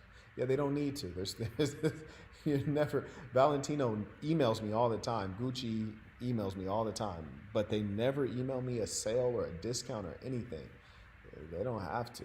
It's pretty much like, yo, if you got the money, the product is good, just buy it. So too many sales probably is not something you want to do. That's number one. Anyways, so Summer Beauty, I'm assuming this is beauty related line. I think this is Summer Beauty. Okay, so if possible, I'd probably enlarge that a touch because the font is quite thin. So yeah, you're right, it is Slimmer Beauty. So you just might make that a little bit more bold or just enlarge it a bit. Anyways, the logo is good enough. The coloration of the website is fine. It looks good. So let's see, so it has home, which is redundant, whatever. So then we have face. The person can look at products for a specific area of the body. That's fine. Face, body, okay. Luxury collection. Okay. I don't know much about this kind of thing. I don't get a sense that this is luxury, but maybe it is in this space. I don't know. It doesn't really matter because I'm not your chief consumer. Then you have all products. Okay, anywhere makeup bag, that's neat, great. Then we have contacts. Neat. Okay, so first off, I think the website is pretty good. The welcome to our store bit, I don't think is necessary. This might be something that's just automatically included on the template for this particular Shopify storefront, I'd probably remove the welcome to our store because it's non-standard in your industry. And one thing you always want to consider when you're building a business is who else is doing this, right? And who's winning at it and how are they winning? What does that look like? So I would automatically say, okay, let me take a look at my competitor. So for example, who's a competitor in this space, would you say? You see, I'm asking a woman because I don't really buy beauty. There's like, I think something like Vanity. Okay, I'll just do a Google search and I'll put, so this is what I'll do. First, I'll look at their homepage, right? So let me enlarge this again. So here's their homepage. Vanity Planet. Vanity Planet? Yeah. Okay, all I right. think they're out of business, but They went out of business. And why would I want to look at them? Okay, they did not go out of business. Okay, so I'm just going to Google right now. So let's look at your competitor real quick. Okay, so I typed in Vanity Planet and they have a sponsored result. So not only did they not go out of business, they're actually paying to be noticed. So they got a little bit of money in the bank still. So I click Vanity Planet and they've populated. There's a similar color scheme with you, which is good. You know, the light colors, the pink and the black, stark contrast, that's good. Let your best skin glow, I guess that's their tagline. And then I'd say their website sucks because this doesn't appear to be loading. I'm going to reload this. Their banner is not loading. Their slider, rather. Here it is. Okay, so here's their slider. And it seems like it's probably similar to yours. It says featured in. I don't think that's like really good, to be honest with you. That's more something that a startup does, this whole featured in bit. Did I see this product on the other guy's website? If so, that's a good thing. Okay, so I'm not really impressed with this company. Shop all. Okay, then you can go specific, devices, bundle and save, bestsellers, sale. So you see, they are doing one thing that I did mention, which is to separate out your sale items. You don't really want those lined up with your regular items. So this is everything on sale because you have certain people who are searching specifically for the sale items, the discount items. You don't really want these lined up with your regular items, and you don't want to have too many items on sale in general. It's just not a good look. It reduces faith in your brand. You lose brand equity. Okay, cool. So what I really was coming here for is to look at like if that top banner that says like that you have, which is welcome to my store. I was searching to see if your competitors have anything like that, if there's any utility or reason for that. So this I would completely remove. Welcome to our store. There's no utility there. I think your header is quite good, except I'd change two things. I would probably, if you're going to continue with the sale items, and it's an important thing, I might add a sales tab and where they can find all the items that are on sale. I'd probably limit those items to like 9 items. And then more importantly, this contact tab, I would remove this or I'd put it at the bottom. Marquette, why would you remove that or put it at the bottom? Because when the person comes to your website, we're thinking about user experience, right? Do you really want them to contact you? No, you want them to buy something. Contacting you is going to take your time. That's turning you into a service business. It's called customer service. You don't want to be in a service business. Mind you, I can see wrinkles on this girl's face right here. You see those wrinkles under her eye? yeah. And it looks, I don't know if that's enhanced by the makeup or what it is, but that's not good in my opinion. You want, if you're selling beauty, you want the person to look flawless. But anyways, remove this contact because you don't want to be contacted, ideally. Explore now. What is this? Explore. Okay, products. Great. That's good. And 100% trusted, 100% authentic, fast delivery. I don't know that those things offer much value or allure. Does that mean anything to you? Like how do I know you're 100% trusted? Right. So when you have 100% trusted, I'm expecting this to link out to reviews or to show reviews. So in as much as that's not the case, you know, you might consider axing that less is more, and you always want to think about what you're doing with real estate. So that I would ax, and you see, you give me a preview of a couple products, but 3 out of 4 are on sale. I think that's just too many, and you don't want those prominent on your site because you do want to build a brand, right? And I think Slimmer Beauty is a cool name because women do want to be slimmer and they do want to be beautiful. So I think that's a neat name. It's easy to spell. and it's a .com, which is the Rolls Royce of domain extensions. Then it writes 100% authentic. Is he reselling other brands? I don't think you are. You're selling your own brand. So the authentic piece doesn't really make sense. What I'd be more interested in as a woman is the quality. Like, is it organic? Is it organic makeup? Is it all natural makeup? Is it going to clog my pores? What kind of chemicals are there or are not there? So, that's what I would be curious about. Fast delivery, that's presumed, and this is reasonable. Like, I might put, like a note on, like, delivers within 2 to 3 days. And if it does deliver longer than 3 days, that's not fast delivery. You can keep this up there because fast delivery is not like a legal condition, so you can leave it up there and not say how long it takes. But if it's like less than 3 days, I'd probably note that because that's considered fast, and that's great outside of Amazon. Okay, so website looks good, view all, home, face, body, blah, blah, blah, contact. So yeah, your contact button should be down here at the bottom, not at the top, prominent, because you really don't need people clicking it. In fact, you don't want people clicking it. And then you got your quick links, which is fine. Refund policy, let's just make sure that it says something. Okay, great, fantastic. And then you have follow on shop, that's fine. Payment methods, country, region, good. And then email, subscribe, that's fine. You should figure out where those emails are being stored, because sometimes this is just embedded into Shopify, but it's actually not storing your emails anywhere. So find out where they're stored, because that's helpful for you reselling to people. Probably no one will ever submit their email, but if they do, you want to get it.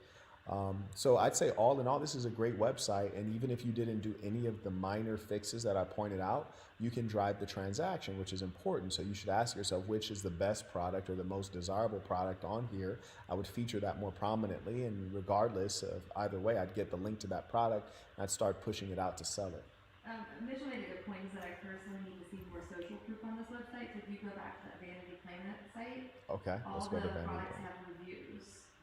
And you can see how many reviews they have, what star it is, and like you can read comments. So I think So you're talking about these stars here. Yeah, and you can click on and read the people's comments on the product. And sadly, with women, social proof is very important. You ask a woman what website what restaurant you want to go to, she needs to pull out Yelp and start reading for days. It's just ridiculous, honestly. This is how they are. So that would be very helpful to your cause. But let me caution all business creators that you can't do everything, and you can't do everything at once, and you can't do everything quickly. So it'll take time to do some of these things. The most important thing is the transaction. How do I get a sale? So while you're doing all these other things that are less important, you should be trying to make the sale. That's important. Hey, we have Jonathan bought conference too, Fitch. Shout out to Jonathan, wise man. The digital art was shared on the same email that you're on. Okay, let me see. I see. While you're pulling that up, we have King Po, so first time tuition, peace to the saints. Peace to the saints. You said King Po? King Po. Shout out to King Po. Appreciate you. Okay, so let's see. Here's the art, ladies and saints. Let's go ahead and enlarge this. Okay, this is interesting stuff.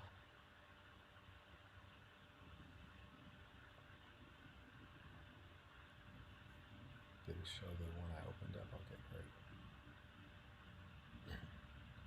Okay, so this is, would you say this is abstract, modern? Yes. Okay, this is quite interesting. So certainly I can see this printed on a canvas. This one right here, this one that says chocolate. I could see this on a t-shirt. How about you? I could see maybe some people wearing a t-shirt. Yeah, I'm not saying on my t-shirt or your t-shirt, but I can see this on a t-shirt. Yeah. Okay. This is cool right here. I like this one. This is interesting. What does this in the center remind you of? Google? Okay, it kind of reminds me of like this line here, a bit of like a clock hand. So it's encircled. Either way, that's how abstract it is, but it looks pretty cool. I don't know that I can see this on a t-shirt. Maybe a canvas. So I would see this on a canvas, right? So I think the overall aesthetic of what I'm seeing This is neat stuff too. Yeah, it's for sure on canvas. So essentially, you're basically selling art. So to get back to his question, I can look it back on the Yes. screen. So the question is selling physical copies imprinted on fill in the blank. And so he says canvas, accessories, apparel, blah, blah.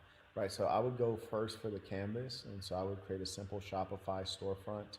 And the first thing I would do is I would feature a number of these works all just on canvas. And I would try to get those sold because I think canvas is going to be the easiest and most appropriate medium for what you're doing. And then once some of them start selling, I'll try to figure out, well, which one is selling the most. And so if it turns out that, for example, let's see, this one is a favorite, right? This one right here turns out to be a favorite. Then I would say, okay, I've been selling canvases. Let's look through the different products that I could put this image on, and let's start popping it on pillows. Let's pop it on this and that. Um, like this would be to me, this would be interesting on a pillow. Like you don't find pillows with a lot of interesting prints. Pillows are usually patterned or they're solid. And I just put a pillow on the Couch Assassin headquarters with Assassin logo on it, which to me looks really cool. And a pillow with like something like this, for the artsy crowd would be really interesting. So I would take your most popular canvas print, then I would put it on the next medium and start to figure out what mediums are selling best. But all businesses are all about making money. All businesses need a lead product. You need to become good at one thing first. The most natural thing for art is the canvas. So I would start with that. Okay, I sent you a text. While you're looking at that, Irvin sent a cash app. He said, "Peace to the Saints." Question in my email. It is on your other email address. Okay. You need to pull it up.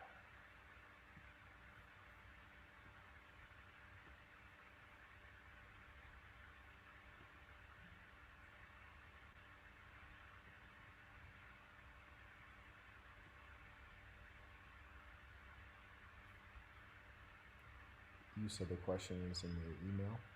Yeah, that's Oh, the just- other email address. Nothing that you can. Okay, not the one that's listed. Got it. And it's from who? It's the email that's open at the top. Irvin. Okay.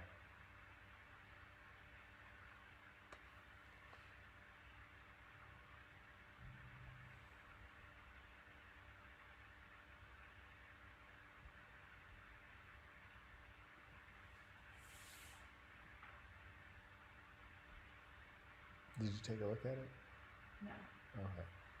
This is not my look, Irvin. This is I don't like this aesthetic. I think I can get behind that.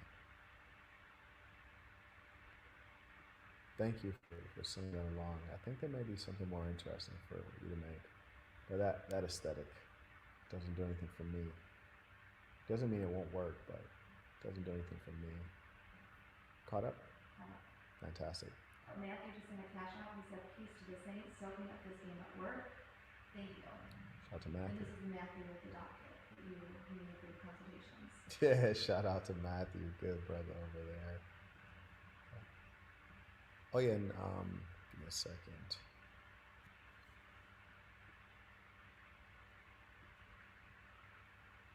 Okay, check that out. Oh, yeah. Yeah. So we bring on one of the members has a question. We'll bring him online to ask his question. So We're this is sharing a link just for him. right. Mitchell, this link is for you and you only.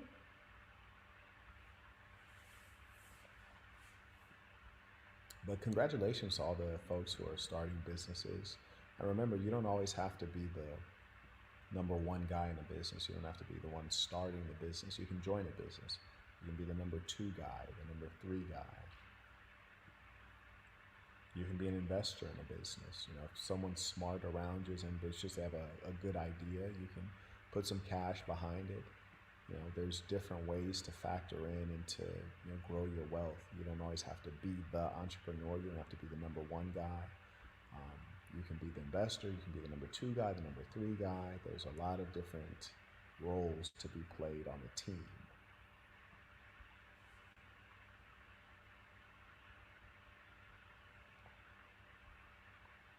You see, I like this white aesthetic. Just wish might have to start doing lighter colors on the background in the headquarters. Mitchell said, "Give him a minute." See, if he was bald head, you wouldn't need a minute. You heard me? This man fixing his hair right now. Saints, I'll give you a little bit of time to send me your comments, questions as we wind down. And do let me know if you'd like to see more sessions like this. These could be an interesting session that we're doing. I will be announcing Sunday service coming up, so we'll be posting that today within 24 hours. Shout out to King Modiman. Good to see you. Shout out to the Saints in Europe. You dig. Shout out to the European section. He writes, "Peace to the Saints. Thank you for always showing us that it is possible." Indeed it is. It's always good to hear from you. King Modiman always brings a smile to my face, I tell you. Yeah, oh yeah. Also, similar to myself, I think sometimes we're serious, but it's funny. Like, I know sometimes I'm dead serious and people think it's funny, and sometimes he's dead serious, I think it's funny. But good guy, full of energy. You have plenty of time to talk with him, yeah. Yes, absolutely. And tough as nails, apparently. One time he was sitting on a log in the snow doing a consultation in the woods. It was crazy. And he always has the most interesting stories, too. Yeah. Fascinating stories the Saint has. Okay, before we pull Mitchell on, we have David in the PayPal. He said tuition support from Czech Republic. Shout out to Czechia. Yes, indeed. Shout out to the Saints in Prague. I've touched down there. Lovely place. Then we have EJ in the PayPal. Also said tuition will watch the replay. Peace to the Saints. Peace to the Saints. There you go. Mitchell. Peace to the Peace Saints. to the Saints. Peace to the Saints. How are you? Yeah, I didn't need to do my hair. I just want to change my hat. Nice hat. And Mitchell has the classics. You can't even get that one anymore. Indeed. Talk Well, I to guess me. maybe someone's trying to sell it, but yeah. Right. The main question I have is, I have a successful product. I'm hearing echo. Do I need to? I'm not hearing an echo, but that first word you said was... Someone else is saying there's double audio. Is the audience hearing an echo? I think it's coming from your speaker. When I'm speaking, it's using your mic. I can just ask my question when you mute, and then... I got a isolation. So I guess Oh. just tried. There we go. Okay. Is that Perfect. better now? Yeah, that's way better. Way better. Go ahead. I have a successful product. It's being sourced in China. I am not super confident in the quality that China makes. They don't really speak quality. They don't have the leather that I really need. And so I do want to pursue Mexico, but at the same time, like, the suppliers are very inconsistent. Their work culture is very lackadaisical, and they're really hard to communicate with. I went to a conference called Evo Latam to meet these manufacturers, and I connected with all of them via email, and the only one who replied to my email was a sourcing agent, and they charge $1,500 before I can even launch the product and see like what the bids are going to be. But at the same time, like, that's just half of my monthly profit, and I do feel pretty confident that I can launch more SKUs with this supplier. Like, once I do find a good supplier that they're connected with, I could definitely not only just do one product, but 5 different products, and really offer the unique quality that people won't be able to get from China. So long story short is like, I think this risk is kind of worth it, but it's also just like, am I just throwing my money away? Good question. So number one, per Noam Chomsky, we should always ask, is that true with regards to our assumptions? And certainly very few people think of China as a quality producer. But in actual fact, China produces much of everything that we use, whether we're aware or not aware. And certainly there's certain goods that we, like marble, for example, like no one thinks of like China for their marble. But, there's certain things that they make and we don't even know they make. And certainly there are quality producers in China. And so my first question of, is that true, is circling around the idea of, well, is that true that there aren't any quality leather manufacturers in China? Yeah, so they can do like a wax-based leather. They can do like a PVC-based leather, but they don't have any genuine leather material. Like it's pretty difficult, and they import it from India or Pakistan, and so they have to get charged this extra premium. Whereas like in Mexico, leather products there are pretty abundant and they have the materials already. And then also secondary to that, the cost of labor is cheaper in Mexico. They're really the thing that Then in leads to China. the high. Yeah. Okay. And so the thing that they don't have is the infrastructure. And so they have to, get loans and they have to really charge a premium for their product. But for the product that I'm doing, they don't really need a heavy infrastructure. They just need labor. And I was talking to other people and they said the price that I'm currently paying for would be doable in Mexico from people who are experienced. So I'm kind of leaning towards that way. Gotcha. Okay. And so bear with me. I got a number of questions for you. So, in one, can you remind me to see if we can get him in contact with one of the leather contacts I have? Okay. So I do want to get you in contact with just one possibility. It might not pan out, but it's worth checking into. So I'll get you connect you with one particular contact. So there's that. And then more importantly, you had mentioned India is a place where China is sourcing. So one, I generally don't like to do business in India in general. I don't even like visiting India. But that being the case, have you considered India? If so, why or why not? So with India, you're not really able to do Alibaba trade assurance, and the cost of freight, the cost of labor is relatively the same. Cost of materials is relatively the same. So if I just have the freight be from Mexico rather than India, and also the lead time and the cash flow standpoint, like, I am willing to pay a little bit more extra to have a lead time of, 2 weeks instead of 2 months.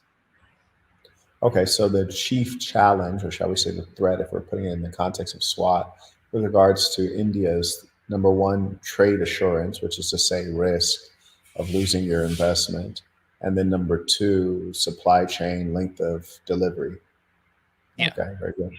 And those are minimal and those can be dealt with. Okay, so we got that. So those are the two things on the board. And so right now, just to let everyone know how I would whiteboard this out is I would have China, and I would have India, and then I would have Mexico, and then you just kind of have your simple pros and cons and to-do lists. So under the China section, to-do list, I got one contact you should look into, but otherwise it sounds like you've done your due diligence to figure out that like that's a no-go, which is great because we've removed it from the table. Yeah, like it's definitely still a go, but I'm just like, it's not. I don't see myself growing with that supplier over the long run, and like they don't have the capacity to make like multiple different products that I want to launch. Like I want like a whole assortment of leather products, and they can really only make the cheap stuff, and I want cheap stuff and high quality stuff. Sorry to interrupt. With regards to what you're calling the cheap stuff, and rather than cheap, which is the price, we'll just say low quality, right? Like you're saying the craftsmanship. Either is it the the craftsmanship? material. It's mostly the material and the molding. So like you can't really mold cheaper leather. It's like really difficult for it to hold shape. Got you. And with regards to the product itself, have you been hearing this from your consumer or is this you? What is the consumer saying? That it's cheap and it's crap. Now, The remember, reviews are still good, but it's just like they have an expectation of it being genuine leather when it's a wax-based leather, and the step up from wax-based leather is PVC, and it's still artificial, but it holds its shape. And so I'm working with suppliers to make that. And so I've kind of had an innovative way of like how I could cut down on material cost and still keep the same value that a customer is getting. I can go more into detail on that, but yeah, it's difficult.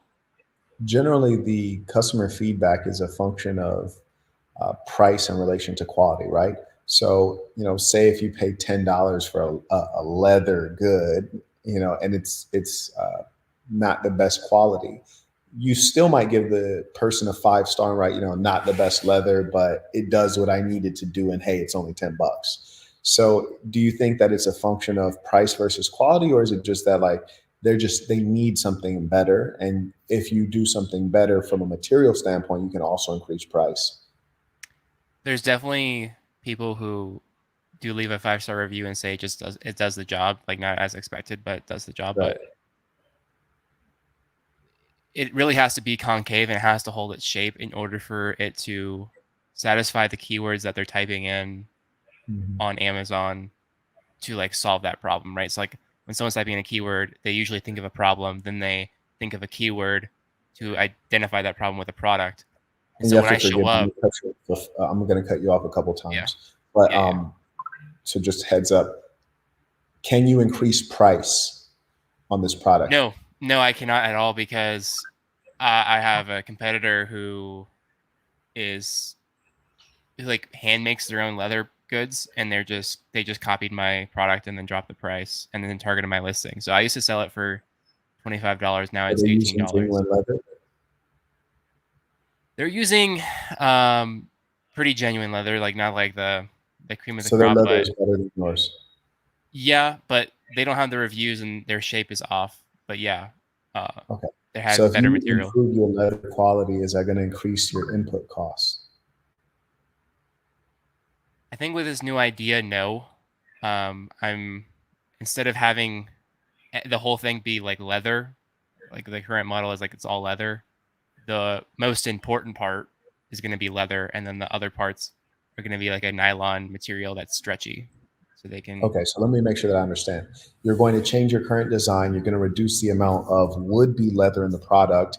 You're going to have actual genuine leather on one part. You're going to have another material that is not leather, but low cost or the same cost, such that the overall production of the product, each individual unit, should maintain or be lower, but not Exactly. higher. Yes. So I'm basically increasing product quality while cutting my costs at the same time. Will you be cutting your costs, or will you be keeping the cost the same?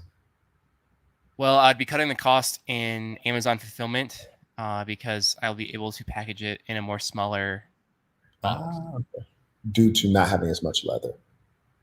Yeah, Or due to the material, I can like fit it in a smaller box. Fold it over. Okay. All right. Good. That's great. Fantastic. So right now you're just looking at, so with regards to the India side, it's length of time for delivery, it's risk of capital, which there are ways that we could figure out capital risk mitigation. The time is certainly always a concern in business. Then with regards to Mexico, it's the fact that the business culture and the business environment is not conducive to these kinds of deals. And you actually met these manufacturers in person in a conference and still weren't able to convert any of them.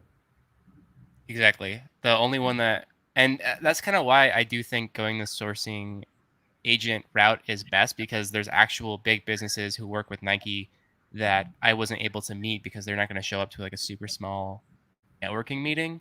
But I do think, and maybe I just need to do my due diligence and try to find Mexico suppliers just by Google Maps and looking it up.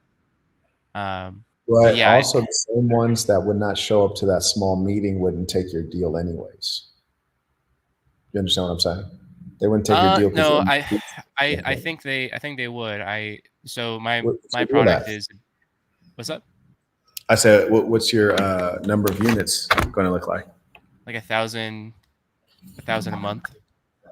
Oh, that's respectable. That's congratulations. Yeah, now that I drop my prices, it's like, and I've been thinking about dropping them even more aggressively, because I'm like, don't race to the bottom.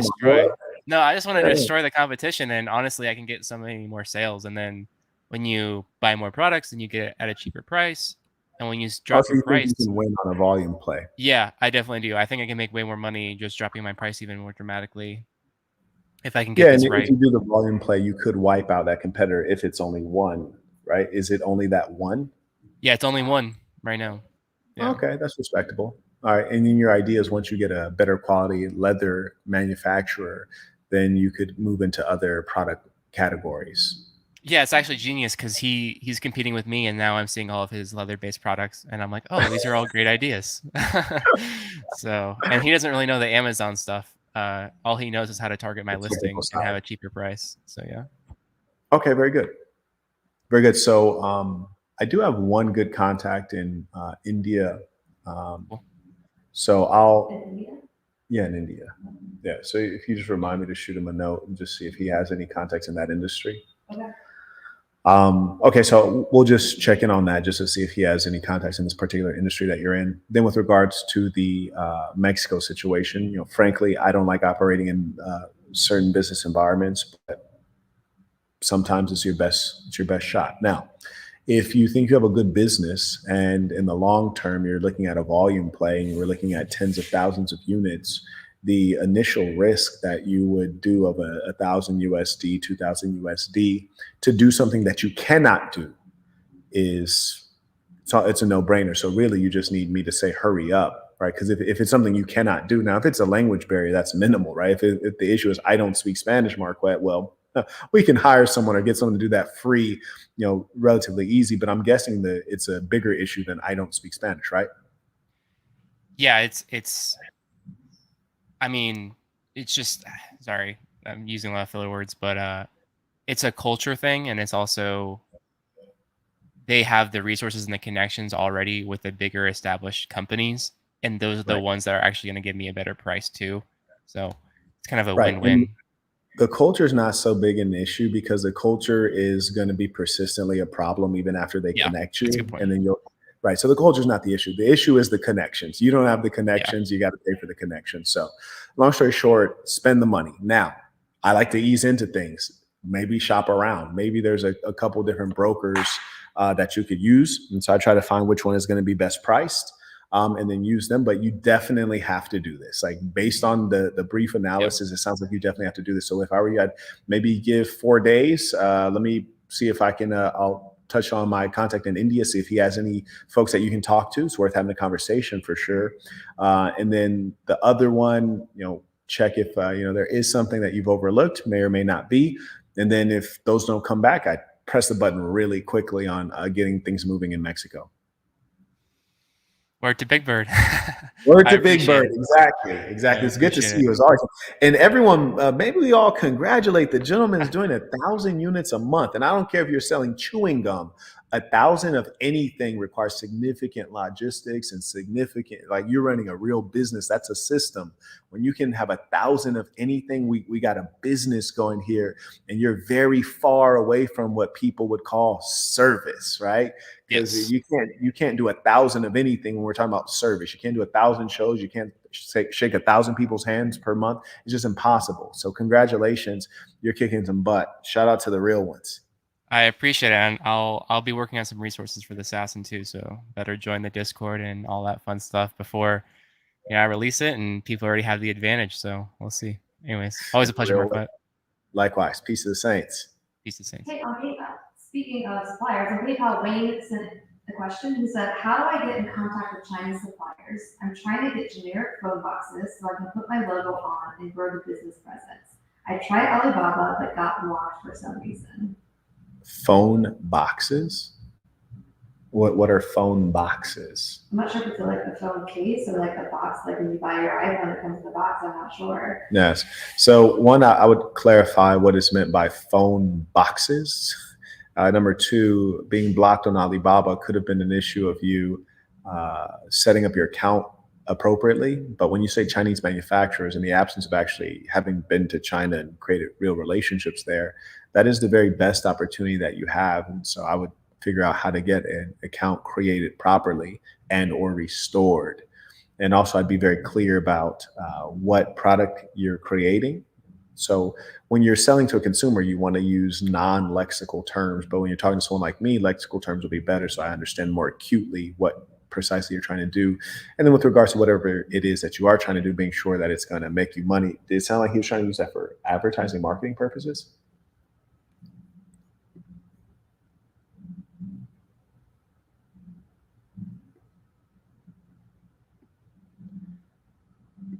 So I think those are the important pieces. So one, I'd go back to your Alibaba setup process. And one thing that people often do incorrectly is when it asks you your identity, whether you're a reseller, whether you're a buyer, whether you're a manufacturer, et cetera, people sometimes select the wrong identity. So I would make sure to select that you're the buyer. So that's one of the core pieces. We all caught up? No. Someone asked which conference footage is for product business. That's conference 2. I'm putting that in the chat right now. We have Deep 15. It's coming with screen delayed. Said, hey Marquette, peace to the saints. I started a marketing agency focusing on email marketing. Are there any client acquisition strategies I can utilize to get clients? I think you might want to go into a different business, Deep, because marketing is your core capacity. And so if you're having trouble getting clients, that means you're having trouble marketing. Would you agree? Yeah. Yeah. Email marketing is a bit old. I'm not saying there's anything wrong with email marketing. I'm not saying it doesn't work, but what I am suggesting is that it's not the industry of the future and it's not the means of marketing of the future. So it's just something to think about. I wouldn't recommend someone go into it.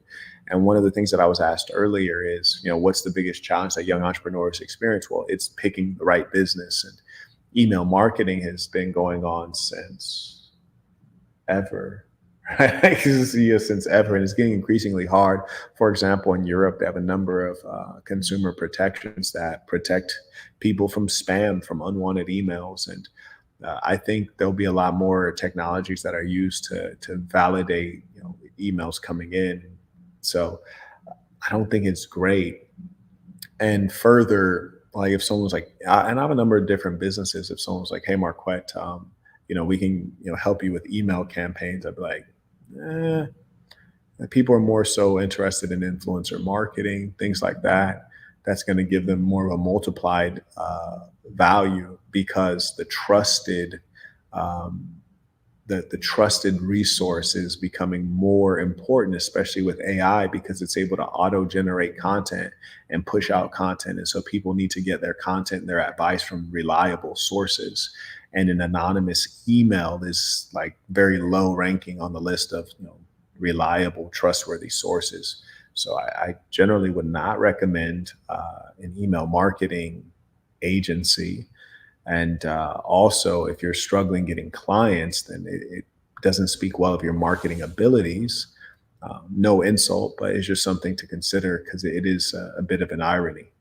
Hey, earlier you did ask if people thought you should keep doing streams like this. So Vico did say in the chat more streams.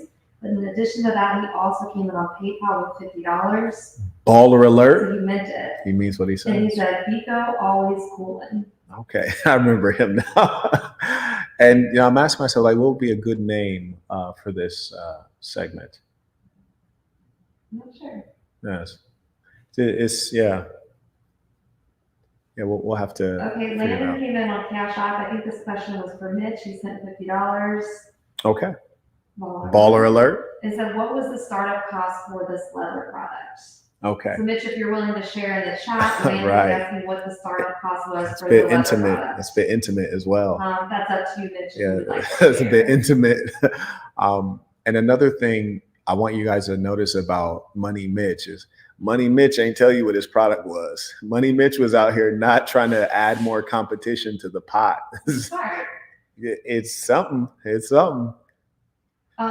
This is the $10, but I'm going to read it anyways. Okay. Josh said, my brother and I have been watching you for 3 years now, Wow. and I finally got the friend group on board.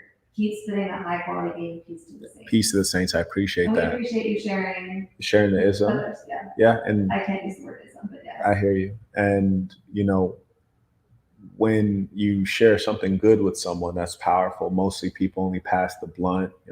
Shots for everybody. They want to share things that are detrimental. So you're a very good, high quality friend.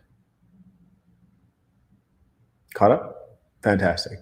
Yeah, if you guys have any suggestions on what we might call this segment, let me know. And and I think maybe if we allow maybe some members, we can allow members to come on when we do the show. Yeah. And maybe give them like up to a minute, 60 seconds maybe. For a quick question. Yeah. Mm-hmm. Okay. Saints, it has been a pleasure at this time of fellowship with you. Until next time.